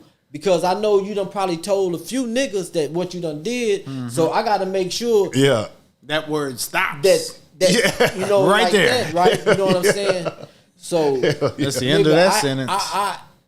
It took me about a good week, bro, to just like charge that shit to the game because I was that hot. We locked eyes and shit a few times, shit like that. And to this day, the nigga still say he ain't do that shit. I done bumped into him, you know what I'm saying, a few times. I went to Safe P, been out, you know what I'm saying. Done went to the penitentiary, but call him a motherfucker. You know what I'm saying? Nigga damn near dope fiend. Now, you know what I'm saying? You done burned so many bridges in your life over fucking people. Look where you at in life now. You know what I'm saying? I done had my share of karma for shit that I fucked up, but I'd rather be like this in the position I am right now with the 1 foot on it than to be like that. Yeah. You know what I'm saying? You know, so I had to really think about that shit. You know what I'm saying? This is one of the first time in life, you know, in my life, nigga, I'm really able to take care of all my kids with ease. You know what I'm saying? Do I sacrifice that shit over my ego? You know what I'm saying? And I just bit my tongue on that shit, man. I just quit. And there was one time we was gambling and the nigga walked up. You know what I'm saying? See, one thing he did, like, when he hit the lick off of me, he went and gave somebody some money. You know what I'm saying? He chunked us some money, but he didn't know I marked my money. You know what I'm saying? So when she came and gave me the money, she came to score an ounce from me. When she came to score an ounce from me, I see my money in her hand. I ain't gonna tell her that, but I see my money in my hand, so I know that you're always over there. You know what I'm saying? So I know, nigga, this is you. You did this shit. You know what I'm saying? Yeah. I marked my money. You know what I'm saying? So I just like, it was a hard pill to swallow. And like I say, one time we was gambling right there. And Fat Man was like, Fat Man knew who did because I told him this is my nigga. I'm gambling right there. And he's like, man, Crown. And this is right before I'm getting ready to go to Safe P. You know what I'm saying? Like, Crown, let's do this nigga, man. Just take everything from him right now. And I was like, Fat Man, don't even worry about it, bro. The nigga not worth it, man. You know what I'm saying? I'm finna to go to Safe P. You know what I'm saying? I got to turn myself in. You gonna still be out here, bro. You know, so you gonna be out here without me. And I'm not saying like Fat Man need me anything. Yeah. That nigga crazy in his own ways. I'm talking about real facts. That nigga do some shit to you if you put him in that position. You know what I'm saying? I just told Fat Man, nah, don't even worry about that nigga. Fuck that nigga. You know what I'm saying? We right there gambling. You know what I'm saying? Yeah. And you know, it's still right here.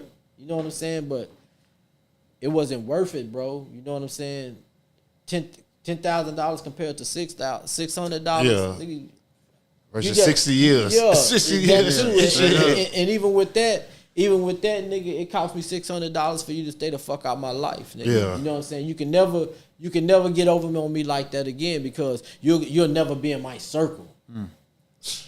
You know what I'm saying? You'll never be in my circle. Ever again. You know what I'm saying? Yeah. And if you was around the niggas in my circle, believe me, I'm gonna tell them niggas, watch you. Yeah. Because this is what this nigga did. You know what I'm saying? So niggas always have an eye on you. Yeah. You know what I'm saying?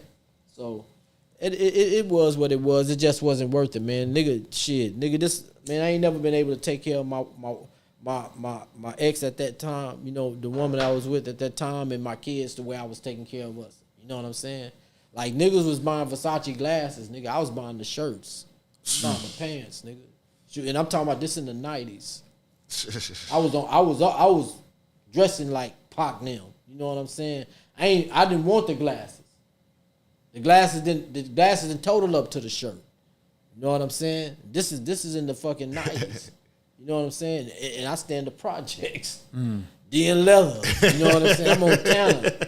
You know what I'm saying? When me and Shawty step out, like nigga, everybody knows. Look like we from King's Cross and shit. You know what I'm saying? Nigga, one time we stepped out on the club, nigga, she was look him down.